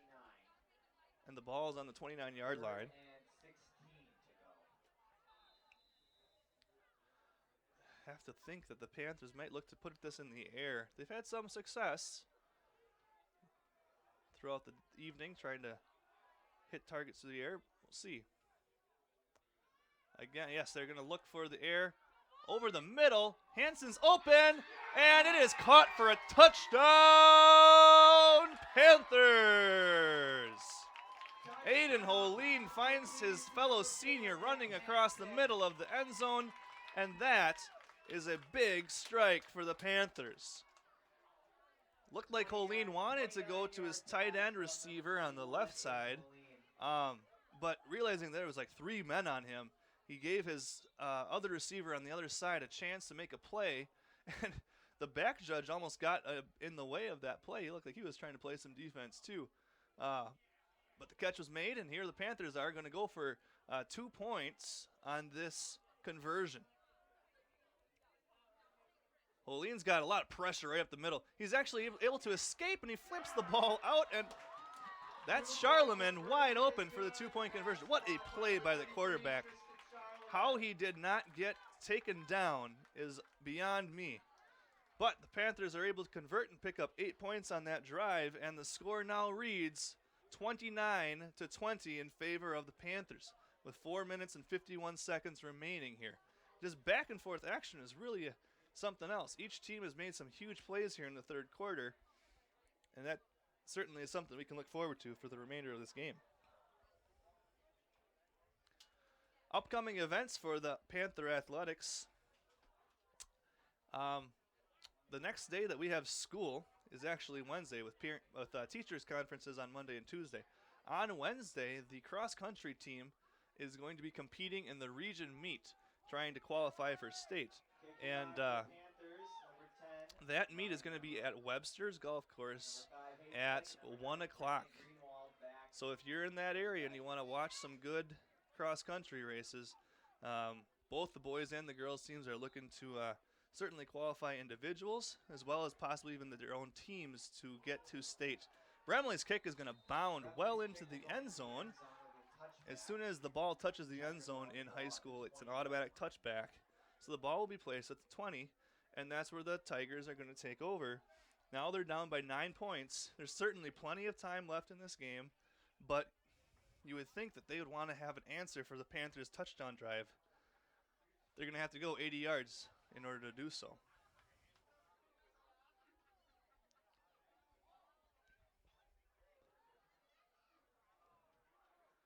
Once again, both teams are winless on the year and pretty evenly matched, I would say, based upon some of the things that we've been seeing here this evening. So, the Tigers have receiver coming in motion, and that's kind of just window dressing as the dive right up the middle there. Again, that's number 4, Sam Viger. Probably has about 15 to 20 carries on the night already. Nick Hansen meeting them. Both number 4s meeting there after about a gain of, we'll call it 2, setting up second down and 8.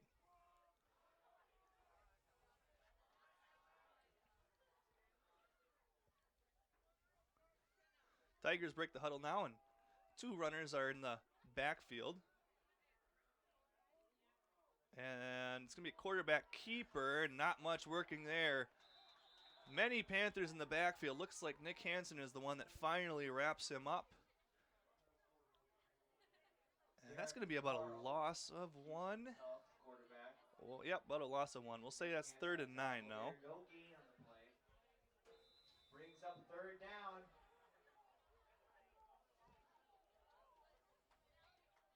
And here's an opportunity for the Panthers. If they can force an incomplete pass or a short run, you'd have to think the Tigers probably would have to punch it at this stage in the game. We'll see what the Tigers have. It's going to be one of those bubble screens again. And that's going to be an incomplete pass. They're calling that a forward pass that hit the ground. And so that's an incomplete pass. From my angle, I couldn't tell if it was forward or back, so we'll give the official the benefit of the doubt. And that's going to set up a 4th and long. Holene's going to trot back near midfield as an expected punt 4th down is upcoming. You always want to be careful of a fake here. You wouldn't think they would come this deep in Tiger territory, but you just never know. Again, Viger is the punter, and he's the running back, so he could always just pull it down and run with it. But he's going to give this one a left-footed boot, and that's going to bounce and check up right about midfield. And that's where the Panthers are going to take over for the next possession. The Tigers punt. Hayden Lick was down there on punt coverage and down the ball right at midfield. So the Panthers take over with 3 minutes and 14 seconds remaining here in the third quarter, up by 9, looking to add to their lead.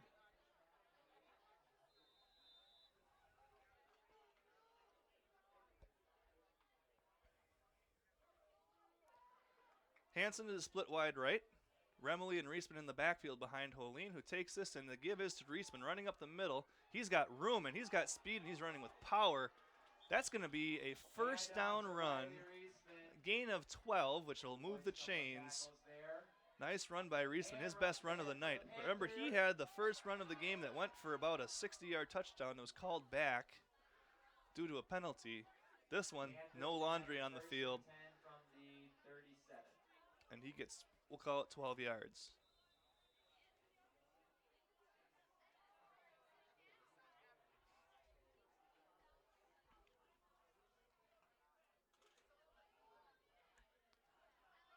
2 receivers left, 1 to the right this time for Holine. Reisman in the backfield. Charlemagne coming in motion, and we've got a whistle. Looks like illegal procedure against the Panthers.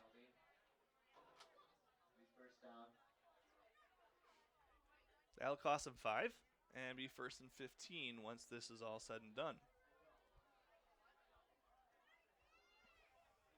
So an opportunity for the Tigers to take advantage of a free 5 yards. Panthers left to respond.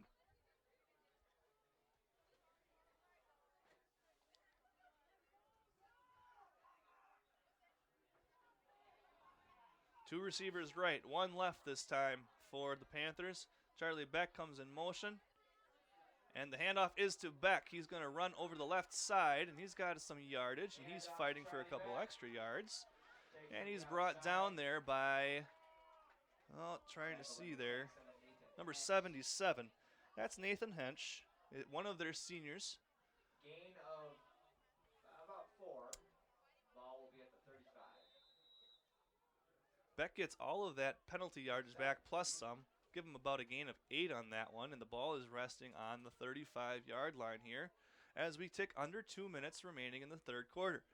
Holine is flanked there by Remley and Reisman. And it's going to be Remley up the middle here, and he's going to scoot ahead to about the 30-yard line. That's going to be about a 5-yard gain. This is going to set up a 3rd and short for the Panthers. About a 3rd and 2, and let's see, we don't have a whistle. I thought we might have had a timeout, but looks like we're ready to play. Big play here. Panthers have a chance to move the sticks. Tigers have a chance to force 4th down. Certainly 4 down territory with the ball being on the 30-yard line. Holine takes this snap. He's going to give to Reisman running up the middle, and he's tackled by some of their big guys right up the middle there. That looks like that was Abel Perry that made the tackle. But the yardage is going to be enough for a 1st down. About a gain of 3 there on 3rd and 2. That's enough to move the sticks.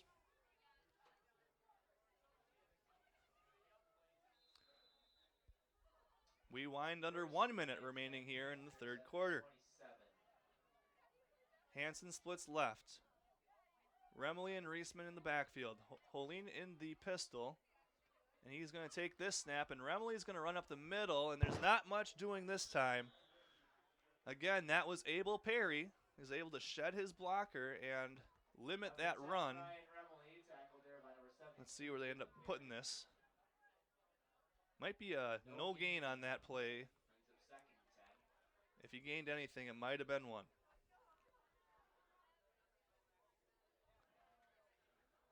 Potentially the final play of the third quarter here as the Panthers address the ball. We'll call it 2nd and 9. Ball on the 25. Charlemagne comes in motion. Holine's going to keep this one as an option, and he's running hard to the right-hand side. He's running out of real estate, and he's forced out of bounds. Looks like that was a force out by Castillo. He's going to be short of the 1st down. The ball's going to be placed at the 21. And we'll call it 3rd and 4 for the Panthers. 5 seconds remaining here in the third. Again, we're at that crucial 3rd down play. Let's see what happens here. Holine's going to keep it. He's got space. He's got room. He's across the 10. He's looking for the pylon. Can he get there? He reaches and dives. Is he in or is he out? Touchdown, Panthers! On the final play of the third quarter. Holine shed the would-be tackler on the 5-yard line, right by the boundary, and tiptoed around and made it into the end zone. Nice run there by Holine. Looks like they're going to try for 1 here as Remley comes in to set down his tee.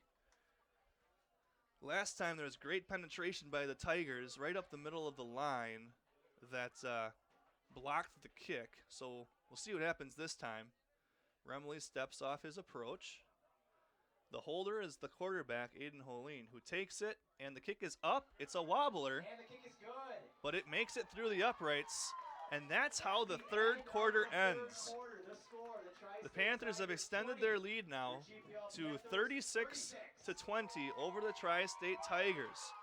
3 big scores there in the third quarter by the Panthers have given them a 2-score cushion at home in their final home game of the year. 12 minutes are left here. Don't go anywhere. I have a feeling that we're going to have a lot more fun football here as we go into the fourth.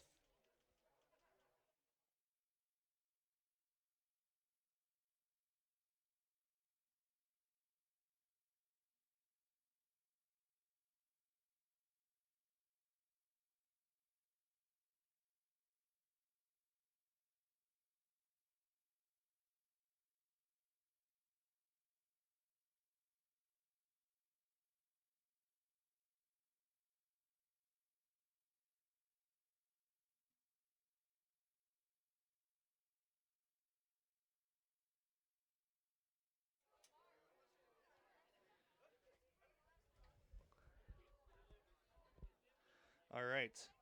With the score happening right at the end of the quarter, it looks awkward that the Panthers are kicking in the other direction, but with the quarter switch, we've switched sides. So Remley is going to tee this up here. Again, 36-20 lead for the Panthers. 12 minutes remain in this game.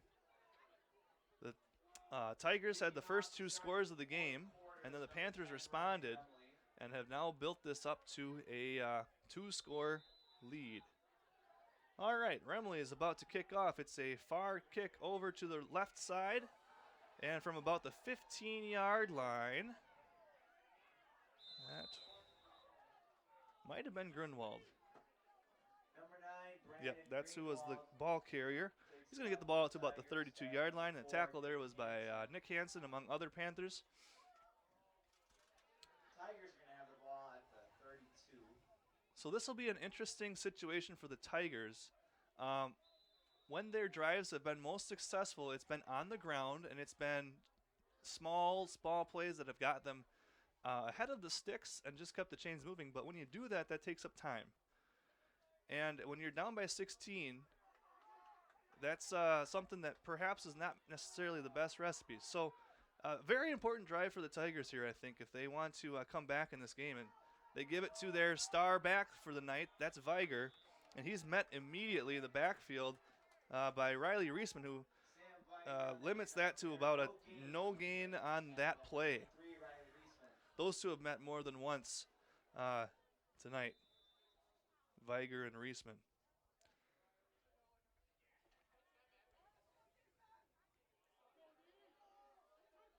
Tigers again have 2 receivers to the right, 1 to the left, with 2 running backs in the backfield. This is going to be a bubble screen to the near side. And breaking a couple tackles is number 5, Hayden Lick. And he gets slammed to the ground on that tackle. Sometimes when they twist and turn, that happens. Hope he's all right there. Charlemagne made the tackle on the pursuit of the play. This is close to the sticks, but they're probably going to mark him a little short, which is going to set up like third and 1. That's going to be 3rd and 1, actually, from the 41. That was about the most successful bubble screen we've seen there. Lick was able to break about 2 or 3 tackles on the perimeter. Short yardage play here. Quarterback goes under center. That's Carl. Viger is back deep in the eye. You'd have to imagine that's where they're going, and that's the way it is. However, great pursuit by the Panthers. Aiden Holine knifing in there. Boy, this is going to be really close to the first down.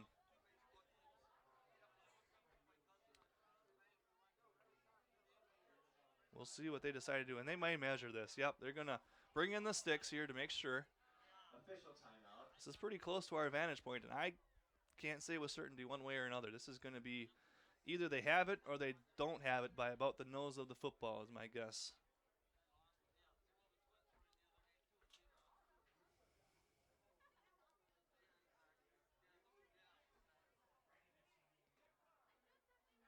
And they stretch out the chain here, and they are short. by just short. inches. That That's was going to set up a fourth huge down. play in this game. 4th down and inches. Certainly this is go for it territory for the Tigers.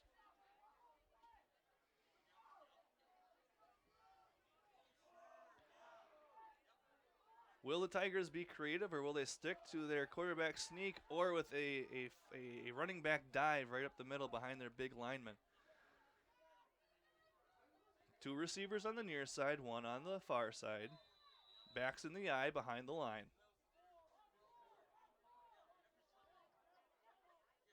This is going to be a quarterback sneak, and he's going to have enough. Not a lot, but they didn't need a lot. QB sneak. Carl gets the yardage necessary to move the sticks. That's a vital play for the Tigers if they want to have a chance to come back in this game. Ball's going to be on the 44-yard line. There's 10 minutes and 17 seconds remaining here in the 4th quarter. Tigers trailing by 16, looking to cut into the lead.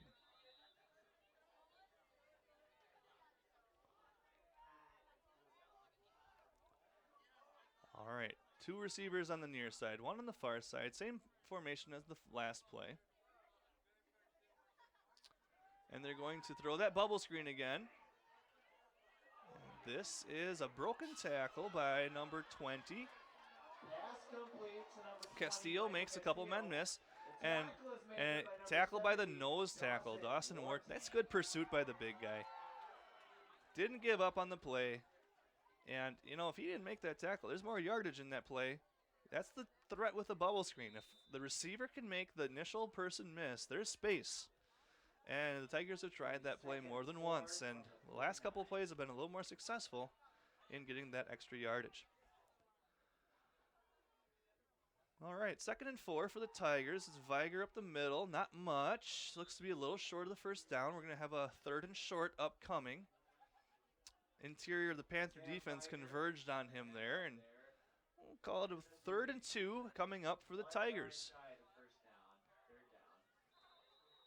Ball resting just beyond midfield on the Panthers side, about the 48-yard line. 3rd down.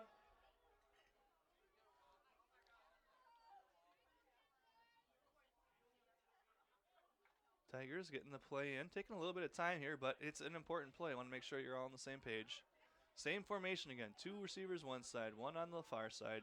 I formation, and we have a whistle, and it looks like we may have a timeout called. Yes, Tigers are going to take a timeout here with a vital play here, 3rd and short. There's 8 minutes and 36 seconds remaining in this game, and the score reads Great Plains Lutheran 36, Tri-State 20. I think one of the reasons why they had to call timeout is that their main running back, Viger, is on the ground right now getting stretched out. I don't know if he's getting tight, if he's cramping up. It's a cool night here in Watertown as we're getting towards the end of the season. I invite all of you to attend the region cross-country meet next Wednesday up in Webster. The meet starts at 1 o'clock. Maybe you can hear the PA announcer again addressing the region cross-country meet. Again, maybe to reiterate that, that's the big upcoming event for our fall sports. The region cross-country meet held at Webster's Golf Course Wednesday at 1 o'clock. Come on and cheer on the Panther runners.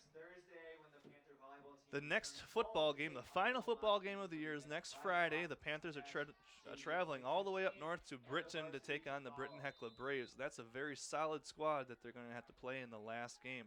All right, we're set here for 3rd and short, and it's a pitch play to the outside. Viger is trying to get the edge,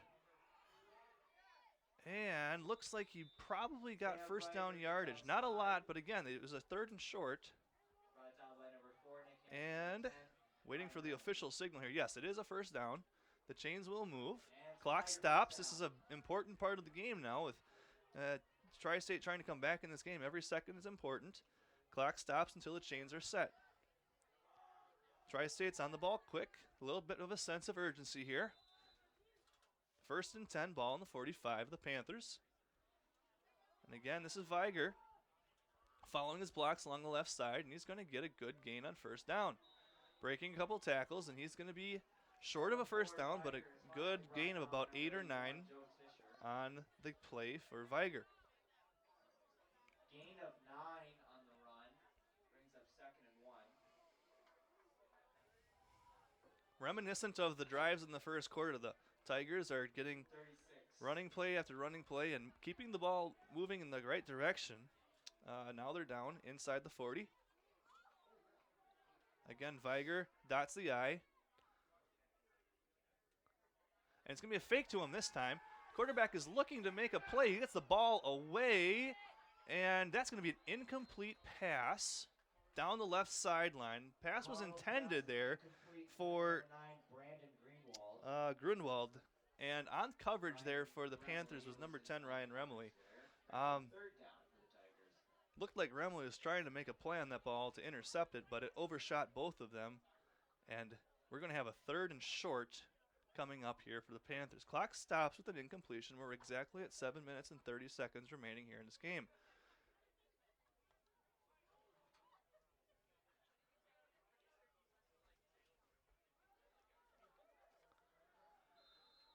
All right, teams are set here for this short yardage down. And there's penetration in the backfield. Viger's not going to get the first down this time. The Panthers have an answer.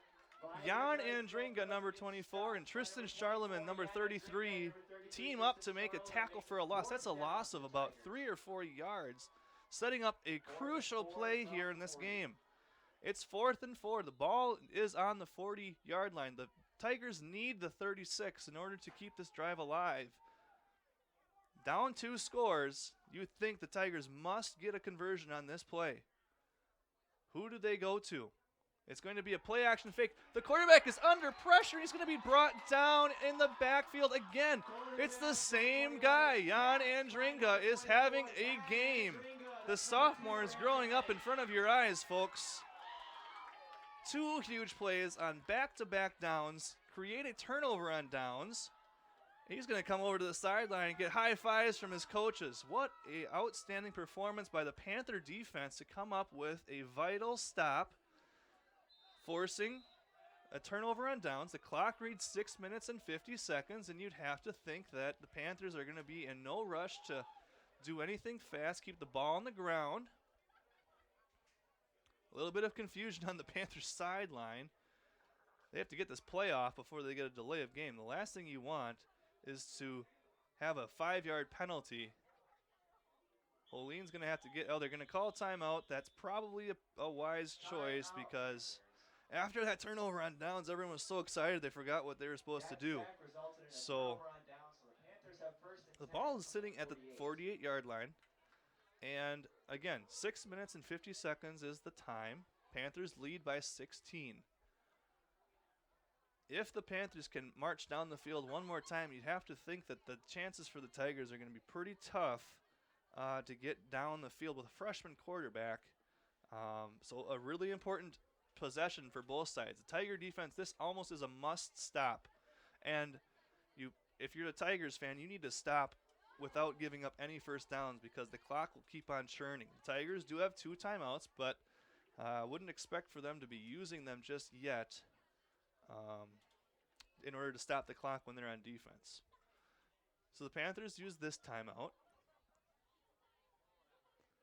Again, this is a big game, especially for the seniors. They'd love to come off the field for the final time as victors. That's been something that they're used to in the years past, but this year has just not been one of those years, especially with all the youth that we've talked about earlier.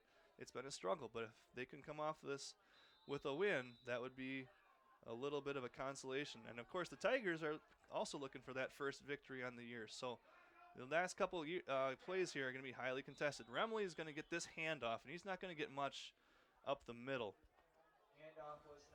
Hench was there to stop him, one of the Tiger seniors. They're going to give him a yard, perhaps, maybe a half a yard. So it's 2nd and long for the Panthers.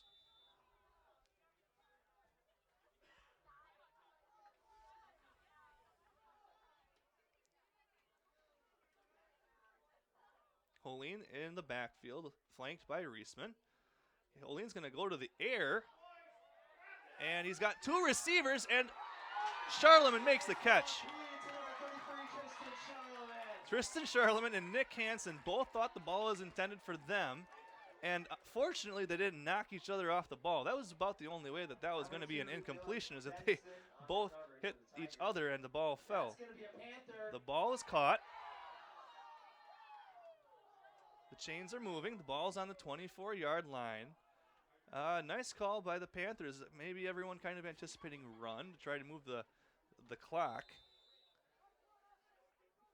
And again, the receivers got behind the secondary, and the pass fell into Charlemagne's hands. 6 minutes expire here as we get ready for this play. Holine sends Charlemagne in motion. We have a whistle.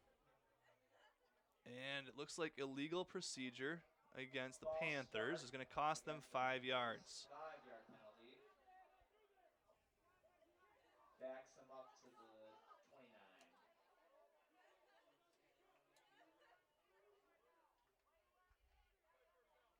So that'll be 1st and 15 for the Panthers.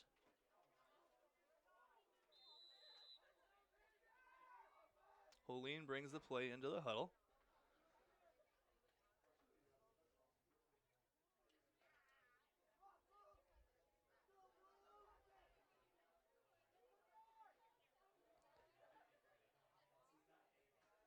Beck comes in motion, and he's going to get the handoff. And nice tackle there by number 34, coming off of that block. Again, that's Jared Tangen. That's not the first nice play he's made on defense tonight. That play had a chance to do something, but very minimal gain because of that nice play there. 21. Maybe one for Beck as the ball now is on the 28-yard line. Clock is ticking. That's the biggest thing for the Panthers. We will go under 5 minutes before this snap. It's important for the quarterback to keep his eyes on the back judge. He's in charge of the play clock. When you see his hands go up, that means the play clock is about to expire and it's time to snap the ball. And there goes his hand, so he's got 5 seconds to get it off. Reisman's going to work this one around the edge. Doesn't have a lot, and that's a big tackle there again by 72, Abel Perry. Tackled by number 72, Abel Perry. He's a big load, that nose tackle, and he's making his presence felt. 3rd down and 14. Looks like they're going to mark that for a loss of a yard, setting up a long 3rd down play here.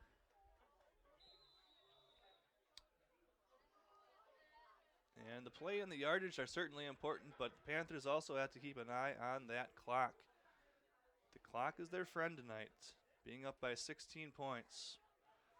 All right, Remley and Beck split out wide right. Hansen splits out wide left. Reisman flanking Holine. Again, they work the play clock down to almost 0. Holine's it's a quarterback keeper all the way. He's got blockers to the left. He's working the left edge. He steps out of bounds. Where will they mark him? By running out of bounds, it stops the clock. Gets pushed out of bounds by 34. That was a nice gain, but they had a long way to go, and I think they're going to be short. We got an injury timeout.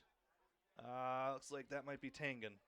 Looks like he's shaken up there at on the sideline. He was the one that forced Holine to go out of bounds, short of the 1st down. Looks like they're marking it at about the 18. So that's going to be a 4th and 4 situation for the Panthers. If the Tigers want to come back, they have to get a stop on this play. That's just the way it's got to be. With only 3 minutes and 49 seconds remaining in the game, this is now or never time for the Tigers. If they can get a stop, then they can work their way down the field and get a touchdown. They'll need a touchdown, a 2-point conversion, probably an onside kick recovery, and then another touchdown and a 2-point conversion to tie, which is a tall task, but in high school football, you never say never. Remley and Reisman behind Holine for this 4th down play. It's Reisman up the middle, and he's driving the pile. Handoff to Riley Reisman. This looks like it might be 1st down. Tackled him by 77. Yes, that's going to be a 1st down for the Panthers. That's a huge run up the middle for Reisman. He kind of ran right into the belly of one of the big Tiger defenders who was engaged in a block, and between the offensive lineman and Remley, they kind of just pushed the whole pile until they had 1st down yardage. And so the Panthers set up 1st and 10 with the ball on the 11-yard line. 3.5 minutes remaining here in the 4th quarter. If the Panthers can get one more score, that's probably the nail in the coffin.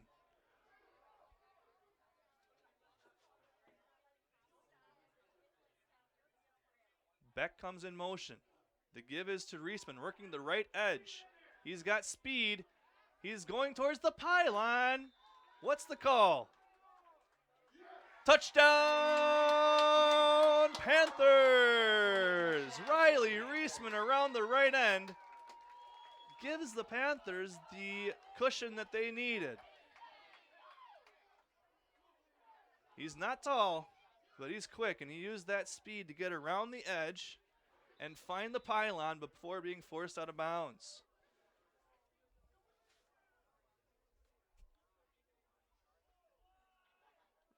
Remley's going to step off the extra point here.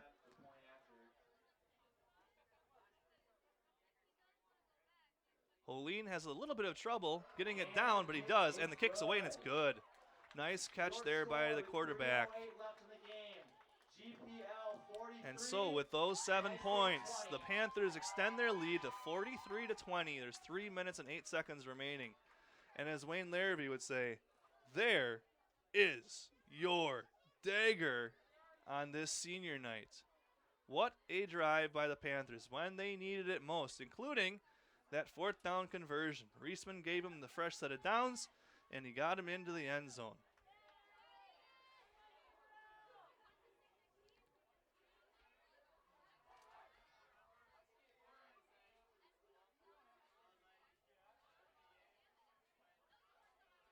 Panthers will get set to kick this one away. Deep for the Tigers again are Lick, and this time it looks like Grunwald is also going to come back for the Panthers.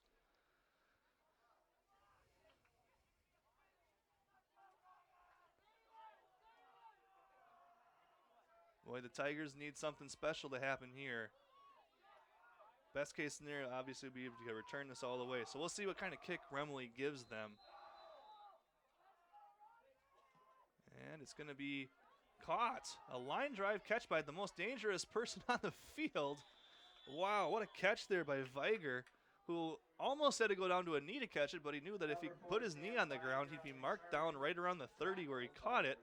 And so he kept it off the ground and was able to get about 15 more yards. And so the Tigers will start with good field position. This is exactly what they needed if they're going to mount a comeback. There's 3 minutes and 2 seconds remaining.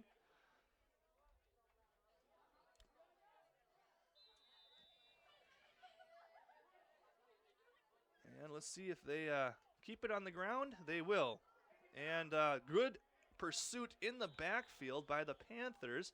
This time the ball carrier was, let's see here as the pile unfolds, that was Castillo on the carry. Jan Andringa with penetration, and Nick Hansen cleaned up the tackle for the Panthers. No gain on that play, so it's 2nd down and 10. Clock is ticking with the running play. Carl set to take this, and he's going to hand off to number 34. That's Tangen again. He must be feeling better. He gets a few yards. He's at midfield, but again, tackled in bounds. Looks like Riley Reisman might be banged up on that play. He's going to come off and take a minute. 3rd down and 5. Most certainly a 4-down territory. They need a touchdown, and they need it fast. And they're going to go to the air, and oh, wow, incomplete pass. Looked like number 5, Hayden Lick, had a step on Charlie Beck, but at the last second, Beck put his hand up and knocked it down. And it's going to set up 4th and 5. Tigers must get a conversion here.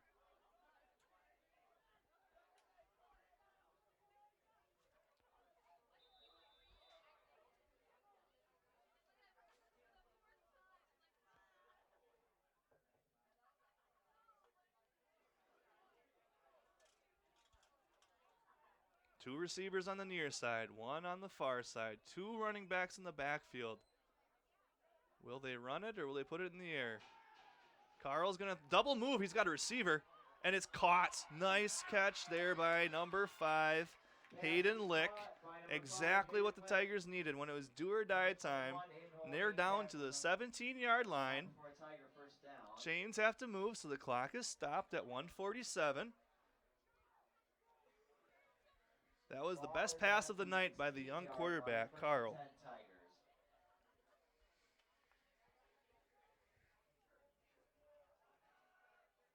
Tigers. Tigers are right on the ball, so they don't have to waste any time.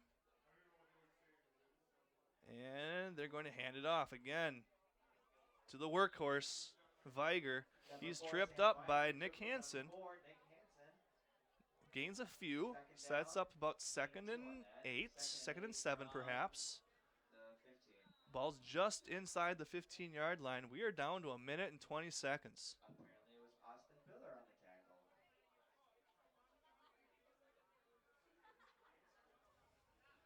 tackle. And again, this is Viger. He's got a blocker up the middle. He's diving towards first down yardage. It's going to be close. I think he's going to be short, but the Tigers are going to take a timeout. That is the 2nd timeout of the half for the Tigers. They have 1 remaining. Looks like the ball is about at the 8-yard line. It's going to be 3rd and short for the Tigers, and they need to score, and they need it quick. There's only 69 seconds remaining in this game.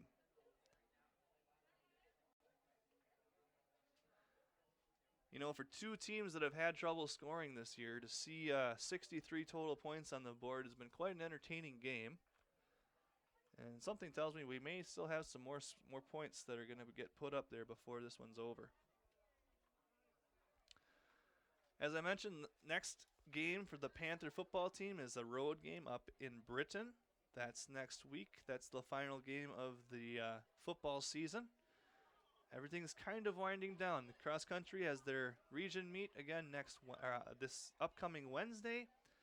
Volleyball has a few more games that you can catch live here on the GPL channel for those of you that come and watch the volleyball action.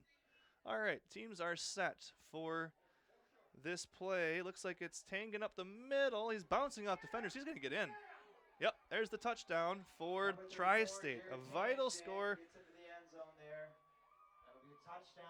Looks like there was a couple of Panthers who had a chance again, but Tangen's a big guy. He comes in there at 6'3", 210 pounds, and he's a force to be sure.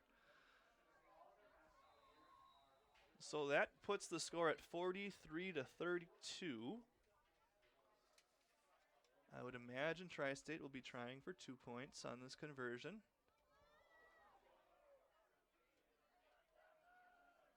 And in their usual formation of 2 receivers to the right, 2 running backs in the backfield, it's going to be a passing play. And it's complete again to Tangen, who dives for the pylon, and he's in. So 8 points on that drive for Tri-State, exactly what they needed. And there's 1 minute and 2 seconds remaining in this game. It's 43-28. It's a 15-point game. And this is most definitely onside kick territory for the Panthers. For the Tigers. If there was any hope of a comeback, they needed exactly that. A rather quick score and a 2-point conversion.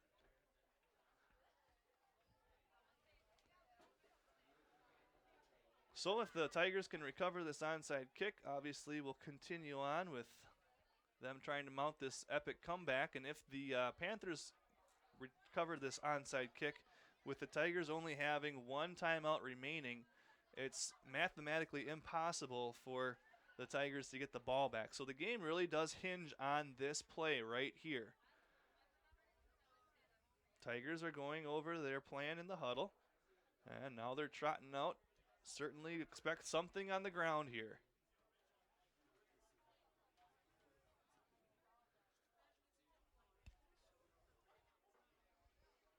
The kicker is going to be Castillo again. He's been doing most of the kicking duties here this evening.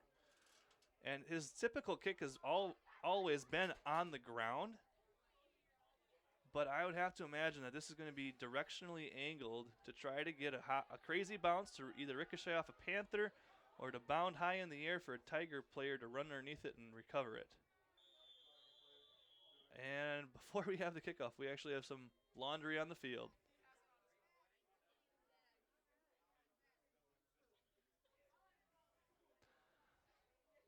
There was one Tiger player who kind of just jogged off the field. I think he realized he was the 10th player. And there's 9 on the field now, if I counted right. And they're sorting it out. 1, 2, 3, 4, 5, 6, 7, 8. There's 9 on there now. And they're going to wave the flag. And so no penalty on this. The Panthers have everybody up within the 10-yard buffer from midfield to the 40, except for Charlie Beck, who's back in case they do try to kick it deep. So here we go. Let's see what the Tigers have planned. Castillo addresses the ball, and there's your squib kick. It takes that big bounce. It's bounding all over the place. If it goes out of bounds, it goes to the receiving team. And I think a Panther actually jumped on it anyways. Kick is recovered by the Panthers. Didn't see the number there, but it may have been maybe 25, Nathan Bean. He was kind of in that direction. And regardless, the Panthers get the ball, and that pretty much takes care of the outcome here. Panther offense will be able to run a couple plays. There's exactly 1 minute on the clock, as I said before. Only one timeout remaining for Tri-State.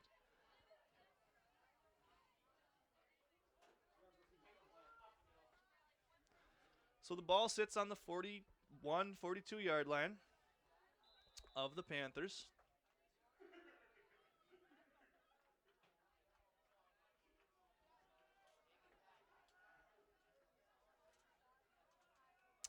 Holine in the pistol with Remley and Reisman behind him. It's a bad snap, and Holine's just going to keep this and do a quarterback run. Ball security is obviously an important part to this.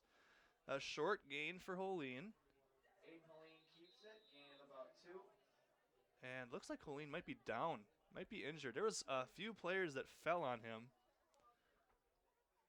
as they made that tackle. He's a tough guy. He's not big, but he's a really pretty tough kid, but that one might have been a little more than he could take. So trainer will come out and check him out. Officially, it looks like they gave him 2 yards on the play, but Panthers are more concerned about the health of their quarterback right now.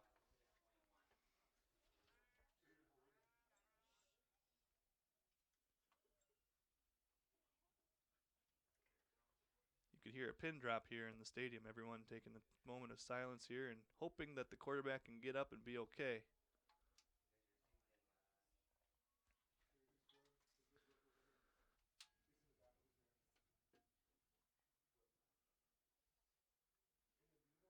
As you can see, he's sitting up right now, communicating, and he's getting to his feet. Like I said, he's a pretty tough guy. He'll feel that one tomorrow, though, probably. He's played a heck of a game, both throwing the ball and running the ball. But with the quarterback out, I mean, it does present the ball security issues, and the Panthers certainly want to keep it clean so that there's no fumble or anything else to give Tri-State a chance to continue the comeback. So Holine is making his way to the sideline. Yeah, walking off on his own power, that's obviously the first part of a good sign. Not sure where the injury was.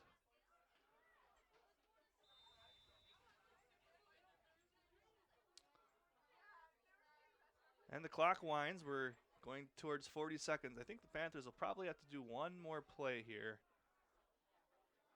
on the ground and just let the clock wind out.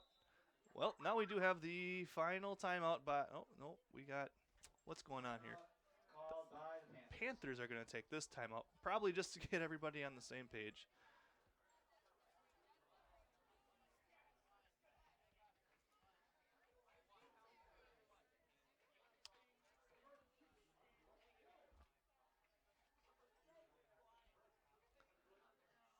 As far as Tri-State is concerned, they have one more game remaining as well. Next week, they'll be home against Florence Henry.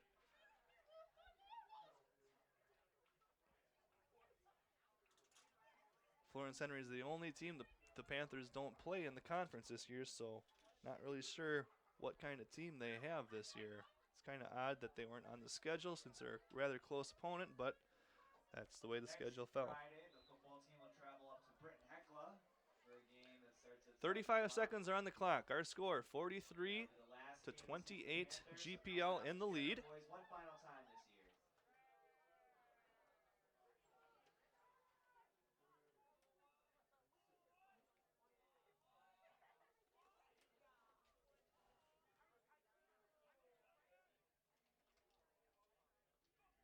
And it looks like after the timeout now, we're set for the final snap. Senior Nick Hansen goes under center to receive the snap. And he's going to take a knee. And that should do it for the game here this evening. So the Panthers get their first victory of the year with the final score of 43-28. A nice game by both teams and a very entertaining game. It was a 1-point game at halftime. The Panthers executed a little better in the second half, and that was the difference in the game. Congratulations to the Panthers seniors on a fantastic career, and they get to walk off of Watertown Stadium as champions and victors in the final game. Thank you for tuning in to our game this evening. Thanks for coming out tonight, folks. Again, if you want to see more Panther action, the volleyball game on Thursday will be the next opportunity to see the girls play. For all of us behind the scenes, I want to thank you all for watching Panther football this year.